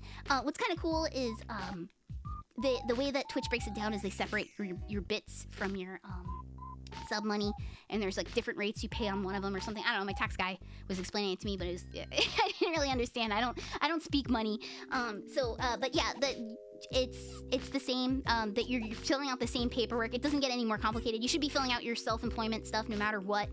Don't fuck around with not paying taxes. You don't want to do that. It's not difficult to manage because they do give you the end of the year download thing, and you just give that to a guy, and the guy will be like, all right, you pay this much. And so, but you can make sure you can write off like literally everything, like your games, your music, assets you buy, models, everything you buy that you use on stream, you can use as a write-off. I'm not a tax professional. Disclaimer, exclaimer, you know what I mean? So, but, talk to a tax professional about that stuff. Do you have any family members other than your sister? Know that are VTubing? No, just me and my sister. And she's a sometimes. Boaz is sometimes. So Boaz doesn't have her own channel. She doesn't do it full time or anything. She doesn't do it part time. She's just like a sometimes guest. But that's it. Okay. So Dubious, hello. What do you give an artist to commission an avatar? Do you have to submit a sketch drawing, or it's gonna vary between artists. Like I said, I can show it one more time. Wait, is this it? Yeah, I can show my design one more time. This is what I handed to my art mom, and I did a sketch. I didn't even think I needed to do a sketch, honestly, but I did a sketch where I was like, this is what I want to look like. This is how cool I want to be. And this is the stuff I linked to her. And so like, you can do like an image board. You don't even have to be able to draw, but I just grabbed stuff that I thought looked cool, where I was like, this is a fucking look, And so you could hand something to an artist. You'll probably get your vision more realized that way, instead of just sending a big text description where you're like, I need I need Reeboks that have brick print on them, because your artist is gonna glaze over all these details and be like, ugh, if they see like a wall of text. So I think probably more visuals you can give them, the better. It really depends on the artist, though. Okay. So also Coco asks, I just got here, so I hope I didn't ask the same question as how do you start networking with others? Is it the same or different than just asking people both big and small to collab? Does it start with friendships? Okay, so I'm lucky because when I started, I pulled friends on with me. So that's why when you see, some of the Southside, you're like, damn, they seem close. We're friends already. So you should, if you want to network, it helps to, be interested in them and not just show up for the sake of networking. You should be interested in who you're trying to network with, and make yourself present, and just like chit chat here and there, and not expect too much conversation, or like hold like a huge DM thing or anything like that. But you should I guess networking's a little hard because not everyone's gonna have the time to acknowledge you either, because like there's so many people doing it at the same time also. But that doesn't mean that you should stop. You should just, see who you genuinely vibe with. A good cheater thing that you guys can do is if you go to your Twitch dashboard after you start streaming, of course. So this is live streaming right now. Tax expert. I say put all the money you make from Vtubing into a Swiss bank account, copy and only grab. You're gonna get me in trouble. This is recorded on Twitch. This is recorded. Do not take tax advice from Cannoli here. Oh wait, I wanted to go to Twitch dashboard. Your dashboard has a very powerful tool there, and I'm gonna tell you what it is. It's under channel analytics, analytics, and if you scroll down on channel analytics, it'll tell you, there it is. It's gonna tell you who you have the biggest overlap with. That's a pretty big clue as to who you should probably network with, because that means that your viewers have that in common with the other viewers. So like you share a lot of viewers between them. So that you'll probably want to like reach out to people within your range too, because I mean you might have huge overlap with someone who's like got like 10K above you. It's gonna be harder to like network with them, but find people in your range, and it's smart to build up that way. That's what's again, this is what's working for us or me or whatever. It's not sound advice. It's gonna be different for everybody, but I do think that you should avoid streaming over the people who are in your top 5-ish there, because that's a lot of your audience that you're splitting. So mine, if I go to my channel analytics right now, my top people I overlap with are me at 60%, Peony at 54%, Rummy at 51%, Callie at 46%, and Sigrid and Bird at 38%.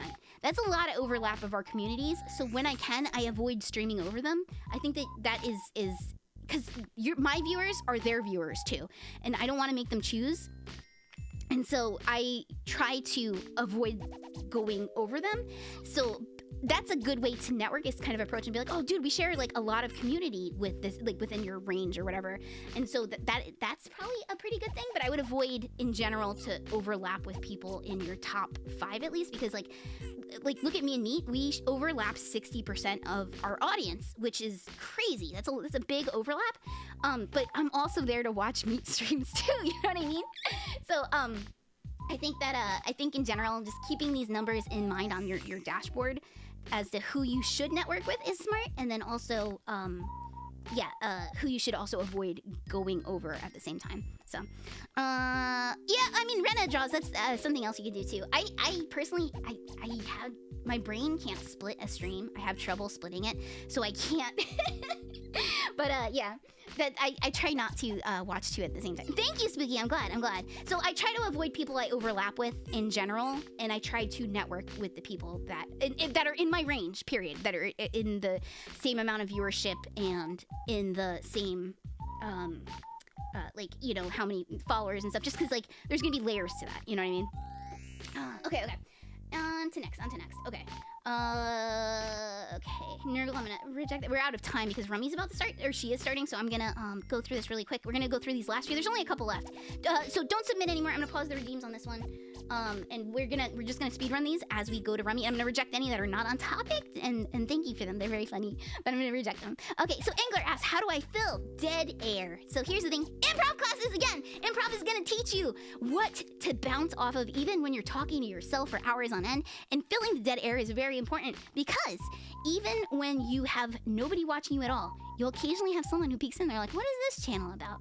And if you're sitting there quietly, they're not gonna give you more than 10 to 30 seconds, and you already lost a potential person who you might have like vibed with. So you should definitely practice talking to yourself. Another thing you could do is practice talking to small talk with people. This sounds silly, and I don't mean like don't be like a menace to anybody, but like go to like, you know, the 7-Eleven and do a little small talk with the controller, with the register person. That would be pretty wise to do, just to practice conversation, and then get used to like just talking to yourself, like watch a movie by yourself and try to like be entertaining by yourself for a while. It's like a good exercise.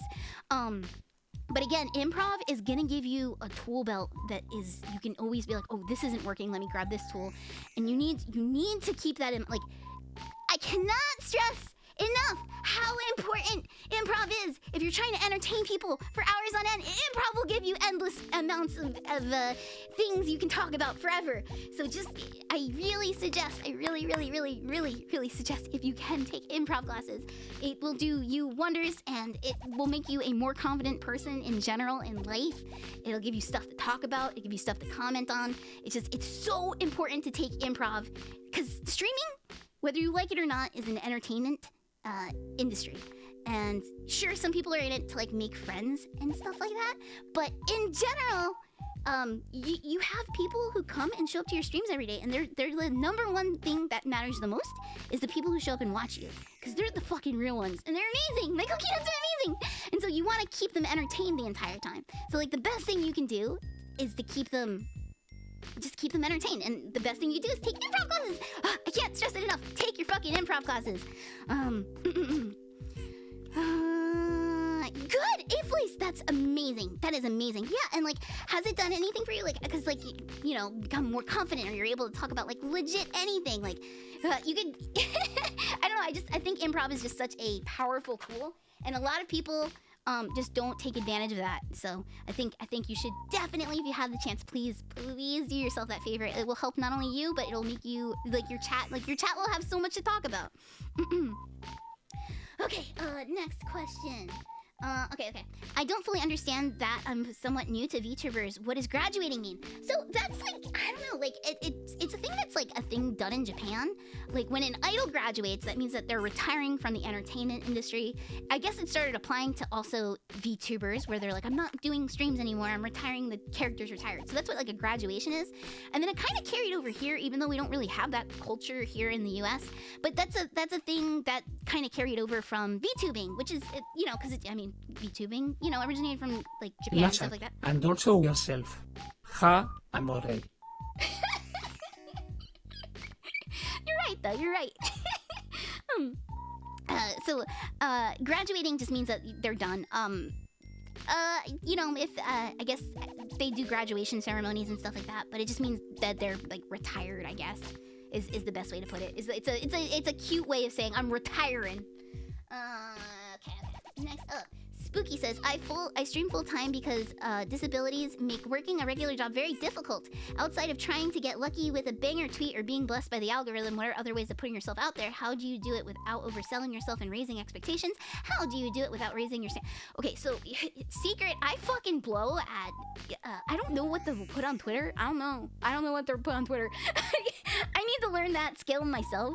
I don't know how to use Twitter because like I can talk for hours on end, but when it comes to tweet, I'm like, how do I write something funny in something so restricted of like 30 characters? What, 130? I don't know.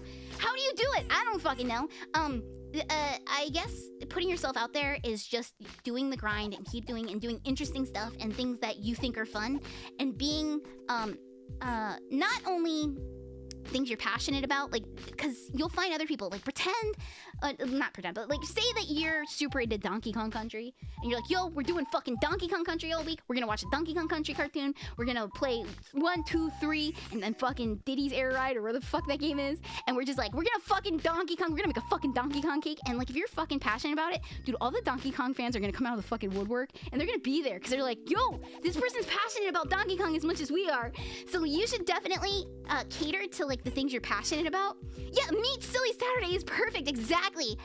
Look at Toontown. Exactly. Meet is the silliest cave woman on this side of Jupiter, and she's extremely silly. And that's, you know, she does Silly Saturday, and that started off with her just grinding Toontown and being silly and doing all the redeems with the tunes came later and stuff. And like that, she was just very passionate about it. And Silly Saturday is like one of her biggest streams every week because people know her from being silly and Silly Saturday. And that's like, just do what you like to do, what is fun for you, and that's the best way. Just keep at it, and you're not gonna get instant success all the time. It might take a while for the Donkey Kong forums to catch on, but that's the other thing. You should also show yourself to places that aren't used to VTubers. Like Twitter is one thing or whatever, and Reddit or whatever, but like if you're on the Earthbound forums and you're gonna be playing Earthbound, you go fucking tell them. You'd be like, yo, I'm a VTuber who's about to do this, and they might check you out. And you might pull people who don't even watch VTubers into your stream, which is crazy. There's such a big untapped market of people who aren't watching VTubers yet. And so you gotta think of creative ways to pull them into your streams. Yeah, contaminate them. Exactly. Yeah, I don't know how Instagram works. I actually don't do TikTok either. I should take my own advice and do this, but it's also like a matter of like, that's all full-time shit to do too. And I already suck ass at Twitter that like all I've been doing is I'm like, hey, I'm doing this week, or hey, I have a stupid idea for a stream this week. And I've just been you know, I'm not huge or anything, but I find success, and I find people who like what I like just by doing what I want to do. And I think that just being genuine and doing what you like and being passionate about what you do and not copying what someone else is doing is very important. Because I see a lot of people have envy, and just the what was it from RuPaul's Drag Race? Don't worry about what's going on over there, worry about what's going on over here. Like, there's like literally like, okay, so like people get upset about the ASMR stuff of how like, wow, damn, that's a lot of people watching ASMR. Yeah, let them. That's fine. That's not your audience. Don't fucking worry about it. There's other people out there. That's not your audience. Don't worry about it. Let them be successful. You're gonna find your people if you're just genuine, true to yourself, and you don't have to copy what other people are doing to find success. You're gonna not find people that would regularly watch you by doing that. Do you get what I'm saying? Alright, let me get a quick sip. I'm like fucking dying. Sir Jeffrey says you tweeted a take on Shock-G. That was today. I have no idea how to use Twitter. I'm like, I don't even know if people know who Shock-G was, but I was surprised because there were several Goki Nuts that were like, yo, Shock-G, the Humpty Dance. So I'm just saying, like, do what you're passionate about. Don't worry about like what other people are doing. You gotta follow your own fucking heart and your own path. And there's so many different ways. And emulating what someone else is doing is not gonna bring you success if you're not fit for that mold. So don't do that. Don't fucking be like, oh, I see this game's popular this week. Don't play it just because you see that. Don't do that. Do what you're gonna be passionate about. Do what you can talk about for hours on end. The more passionate you are about stuff, the more interesting the stream is. So. Okay, let's see. I will take over your Twitter.com. I would love that. Give me your phone. I don't know about giving you my phone, but I would love for you to take over my... I would love to... Oh, man. Imagine if I paid someone to make tweets for me. I would fucking love that. Oh, thank you, Third Sight. Hello. How are you today, Third Sight? Okay, are the models you're using pretty expensive? Yes. Andre, I mean, like, relatively, because, like, you know, the artwork is one thing, and then rigging is, it's, like, in the thousands now, so, yeah, like, if you want something, there's different, like, levels of quality and stuff, too, and, like, there's chibi models, those are gonna be cheaper, like Power Nelson had suggested. There's, like, different levels of stuff, but, yes, the stuff that, Remy and I use is pretty pricey. Okay, let's see. Okay, I got the Spooky, and I got Coco's there. Okay, we only have a couple left and we can go raid Rummy. Okay, Krabby says, how do you deal with the constant DMs? Do you set a time of day? Okay, So here's the deal with DMs. I don't like DMs either. I DM friends, period. If you know what I mean, like I can hold a conversation with a friend. I don't like DMs. That's why you'll see me active on Discord. And if people try to DM me, I try to direct them to the Discord. I was like, if you need to get a hold of me, let's talk on Discord, because then I can address several people at once. Because otherwise, if I had 40 different DMs at the same time, that's gonna fucking eat up all my day. And I got stream stuff to work on. I got streams to plan. I got assets to make. I got stuff. I got jokes to write in my head. So don't waste your time. Like honestly, the DM thing shouldn't even be a part of like your VTubing worries, because it's not a part of making your stream better. So you don't have to answer the DMs is all I'm saying. If it's you don't have to leave people on red. You can keep a tight, pleasant conversation, but how I deal with it is because like I do want to talk to people, but I don't want to just spend all my time all day on 40 different DMs. Is I'm like, talk to me in Discord. Let's talk in Discord, because then I can talk to a lot of people at once, and it's just easier that way. And it's just that's how I deal with it. And yeah. Okay. I feel like it'll make me an asshole, but I don't know if I'd want to follow people on Twitter if their accounts weren't actually them. Oh no, don't. I was joking. No, I was joking. I wouldn't actually pay someone to make tweets for me. I was joking. That's actually there's like a famous comedian that's suspected of doing that, so that's why I kind of made a joke about it. Don't worry, I wouldn't actually do that. It was a joke. It was a bad joke. Yeah, so that's why I love Discord. That's why I love talking to people in Discord, is I can address a lot of people at once, or I can just drop like what we were talking about, like Burger King Kids Club for 2 hours today with a bunch of people. But if I did that individually in 40 different DMs, I wouldn't have been able to stream today, for instance. So just, you know, like if you don't like to DM, or you're overwhelmed with DMs, you don't owe anybody anything. You could just be like, I have to excuse myself, this is too much. That's not a big deal. You can keep it civil, you can keep it polite, you can keep it to like two or three exchanges, but you don't have to be stuck answering DMs all day. That's why I love the Discord, because I'm like, I would like to continue this conversation, but let's take it to Discord, because like I said, it condenses it all into one, and you'll get more of a conversation out of me in the Discord than in a DM, because I can talk to a lot of people at once, and it's so much easier. It just alleviates a lot of stress, because like I said, I want to prioritize my stream above all else. I don't like to necessarily I want, if I'm working on a stream thing, I want to focus on that. I don't want to be like chit-chatting about like, how's the ranch dressing soda? But yeah, like Discord is a godsend for that. I like the Discord because it's like a big group DM, and it's perfect. Discord is a big group DM, and that's the best way to put it. You mean George TK doesn't make those DMs? I'm not slandering him. Let's see. Oh yeah, hell yeah. Wheels 2 Angler, let's go. Yes, I know who you're talking about, Angler. I know who you're talking about. You can look for a collab with me and him. I think later this month, actually. So be on the lookout for that. Okay, next up, we have a couple more left, and then we're gonna go raid Rummy. Let me get rid of that. Okay, I did the DM one. So, Koki, I'm on this contest to hopefully win a PC. If I do win, I want to look into VTubing and wondering about how you did your design, your character. Skullman, I know you're not here anymore, but do check the rest of the VOD where I showed it. I just basically made a mood board where I was like, this is what I want. This is the fashion I like. This, that, and the other thing. And that's how I did my design. I'm gonna reject that and send your points back though, because I kind of answered that earlier. Krabby says, is there any CCV goal you recommend reaching? Are you implying that by twitching cookies plays would be insufficient? Oh, cuore mio. Yeah, Ayakos. You heard what Cannoli said. Okay, is there any CCV goal you recommend reaching before going for a pure just talking SOUTHSIDE? No. You're not in control of that, by the way. You're not in control of your CCV, your concurrent views. It's better. I see a lot of people worry about that, and they're like, I see people have this kind of growth, and I don't have that kind of growth. I'm like, it's better just not to worry about that. Just do what you're passionate about. You're not in control of numbers. Don't worry about the numbers. You're not in control of it. Make your content. Be passionate about it. Make it, like it, and be happy with what you're doing. And everything will fall into place after that. If you're being, like, you know, true to yourself, you'll find people that have similar views or similar interests. Thank you for the Jinko Correctional Facility facility shirt. I cannot fucking wait to go to Jenko jail. Thank you.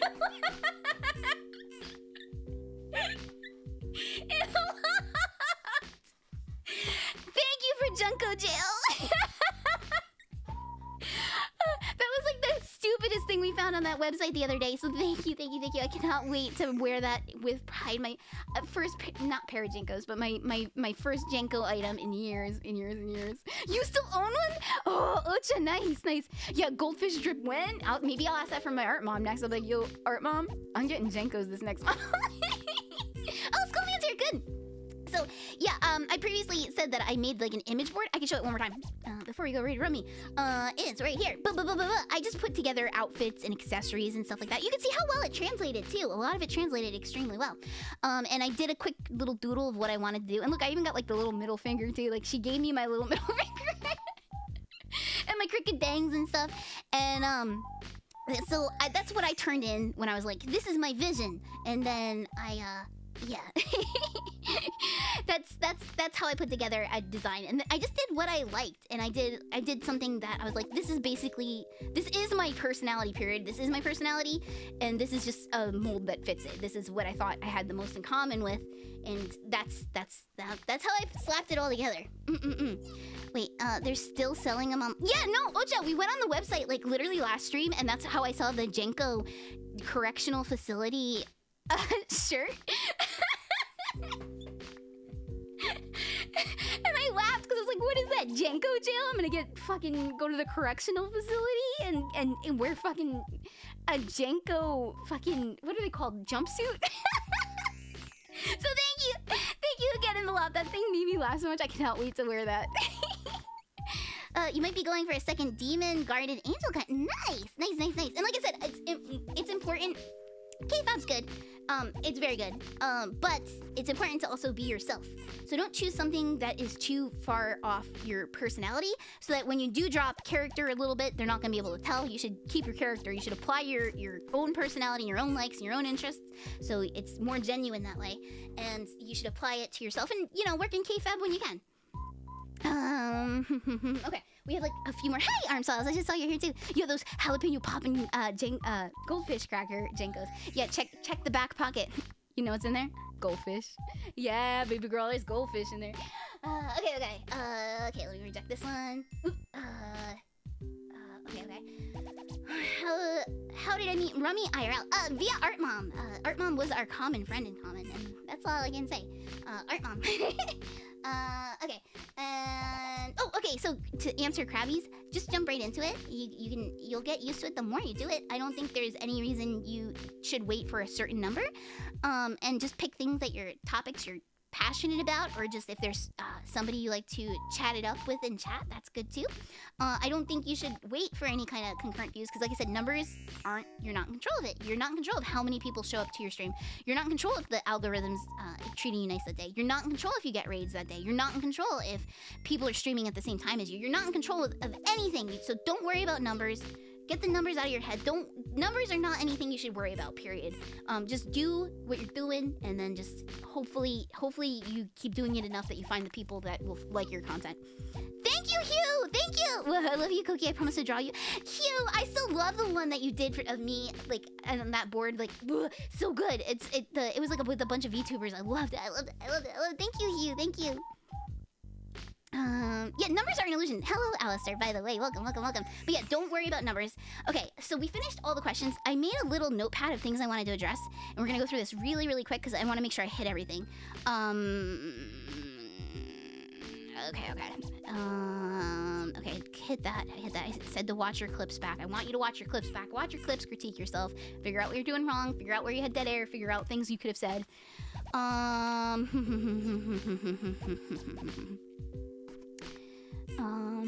I have advice about if you wanted to do collabs, what a good collab partner involves, and that involves not taking the focus only on you. It's good if you, like I said, it's about throwing the ball back and forth. You can't just be like, I'm in a collab, I'm gonna talk and be the loudest person in the room. This is actually like a problem when you do improv. You will run into this like type of person that doesn't know how to play with others, and you're just like, God damn it. And it's when you're collabing with someone, it's a collaborative effort, so you got to keep in mind that part of it is throwing the ball back and forth with this person and asking them questions as much as they're asking you questions, and also, like, don't just be loud. Being loud isn't a funny joke necessarily. It's good in certain instances, but if that's like your gimmick, don't be loud with other people, especially because you know, you want to hear what other people have to say and stuff. Let me think what else there was with that. But yeah, you want to have like a genuine conversation with them. And like I said, push and pull, and it's very important. You can't just be like me. So that's a bad collab partner. Let's see. It was great chatting with people. Advice she gave earlier. Remember to ask other people they're doing. Yeah. Exactly. For some reason, every stream, once I hit go live, I expect this stream where literally no one... No, Krabby, that doesn't go away. That's me too. But you know what? I'm like, well, even if, like, as soon as I see you guys start to show up and I see, like, 5 people, I'm like, whew, there's people here, thank God. And then I'm good to go. But, you know, I do even, you know, even though I've gotten I'm not huge. I'm not a huge streamer. But I've gained traction, and I'm here. I'm at where I am, and I'm very thankful for where I'm at. But I still have that where I'm like, I hope someone shows up to my stream today. I hope one person shows up. I still think that way, and I don't know if that will ever go away. But I always hope, I'm like, this is the one. No one shows up. I still think that, and it's a silly thought. Your human brain's fucked up because it will try to like sabotage you, but as soon as you see those people trickle in, and you know, you might have your first few, you know, 4 or whatever in there, I'm like, whoa, thank God, 4 people are here. I'm ready to party. Because no matter what, I want my streams to feel like it's a hangout. And if I'm hanging out with 4 people, cool. If it's a house party, cool. If there's, you know, right now there's over 100 people, cool. We're talking to 100 people today. You know what I mean? Let's see.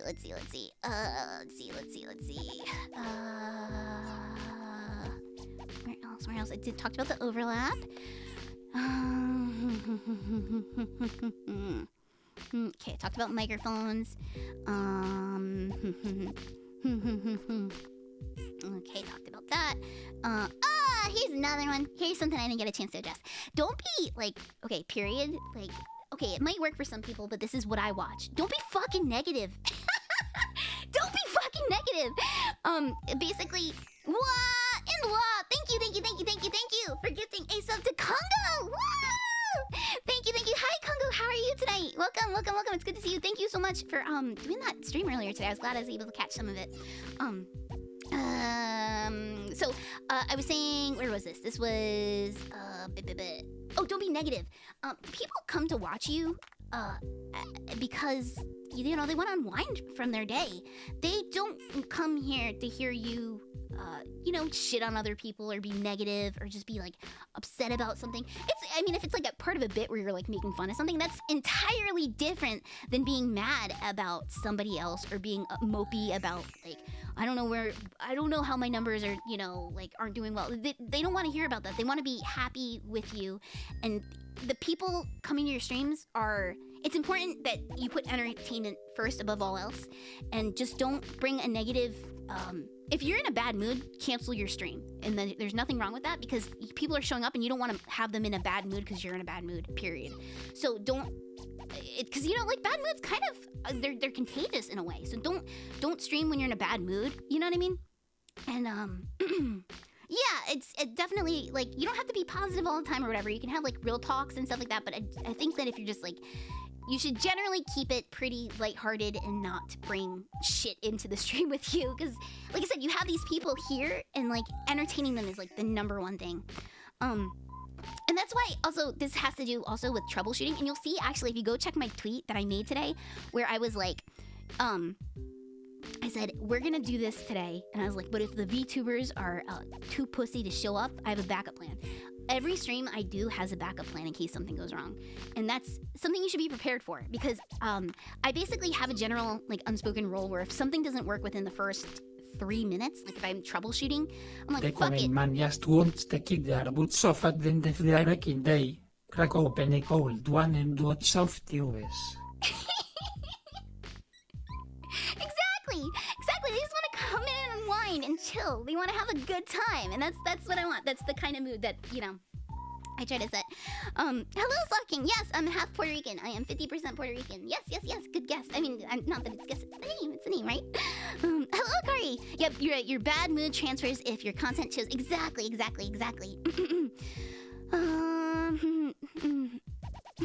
I know VTubers.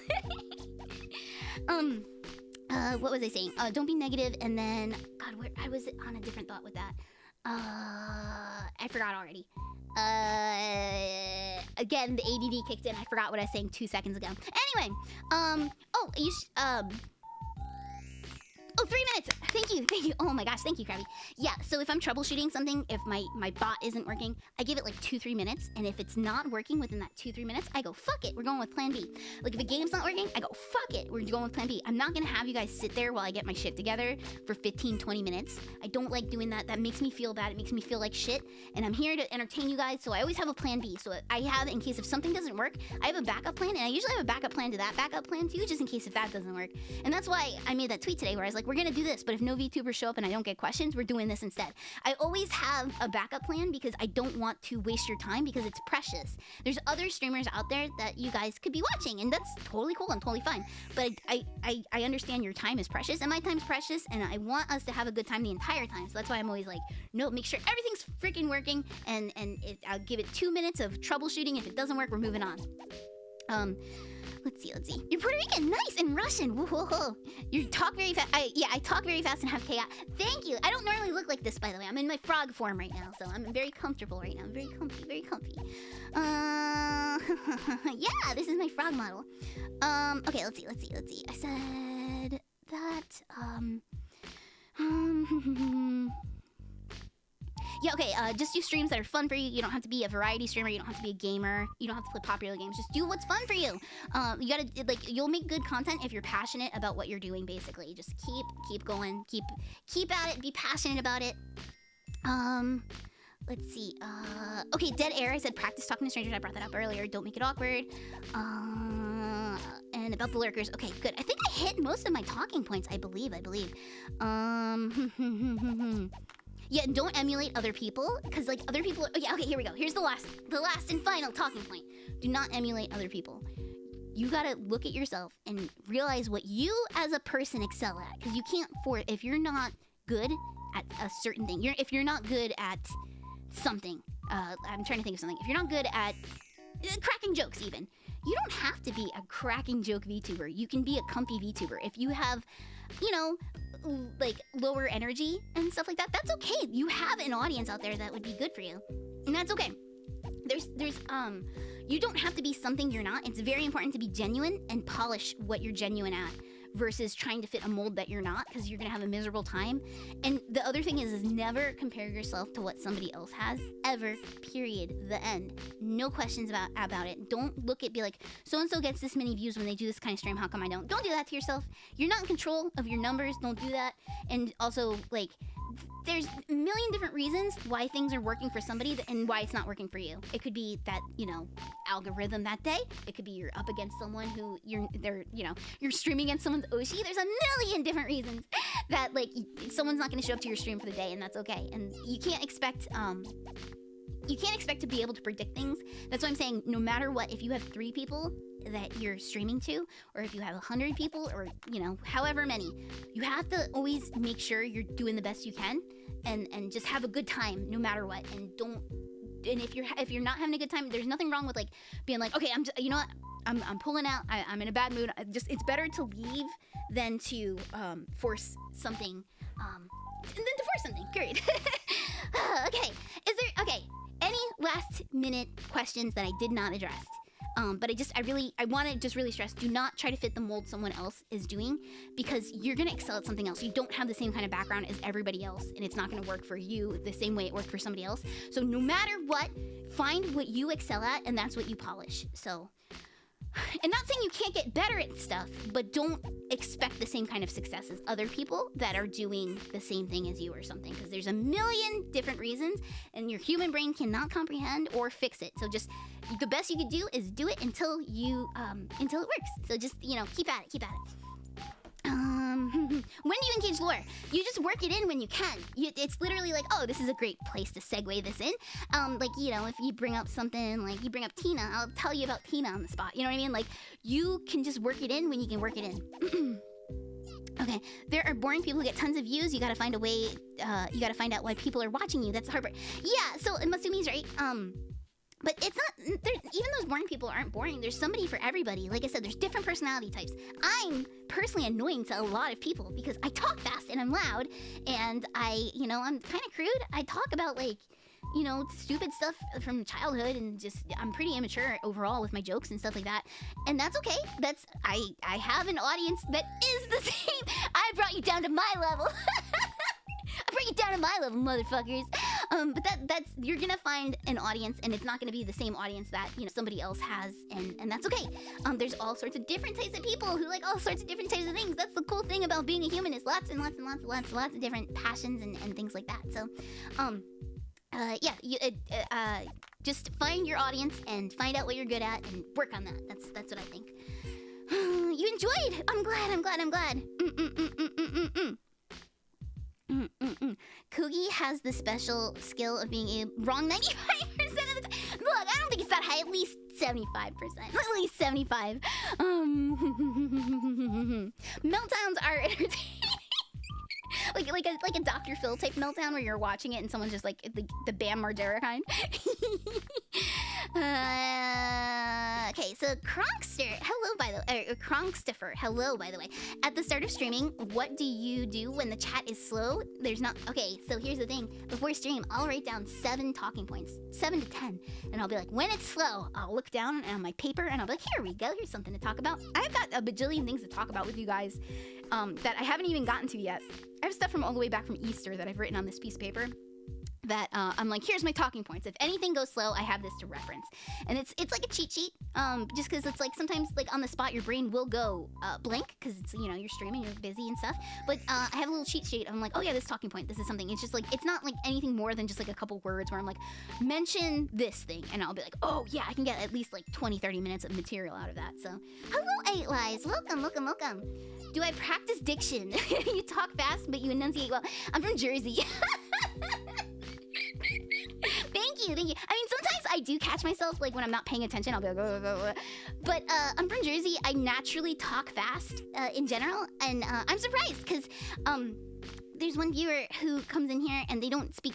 Their English isn't their native tongue, and they said that I am very easy to understand, which was surprising to them because I speak very fast. And so I took that as like a very high compliment because at least, you know, I'm not slurring my words too bad. Wait, that's not true. I mean, I come from central Jersey. I know, not everybody from Jersey talks fast, but a lot of people from Jersey talk fast. Thank you, Armstalls. I really appreciate that. Yeah, okay, so Sloth King says your squeaks during your laughs sound like cookies. Yeah, the cookie. That's why I'm named Cookie. It's a childhood nickname that I had. My dad called me Cookie since I was little as a nickname because I was squeaky. So I've always been called Cookie, so that's a secret.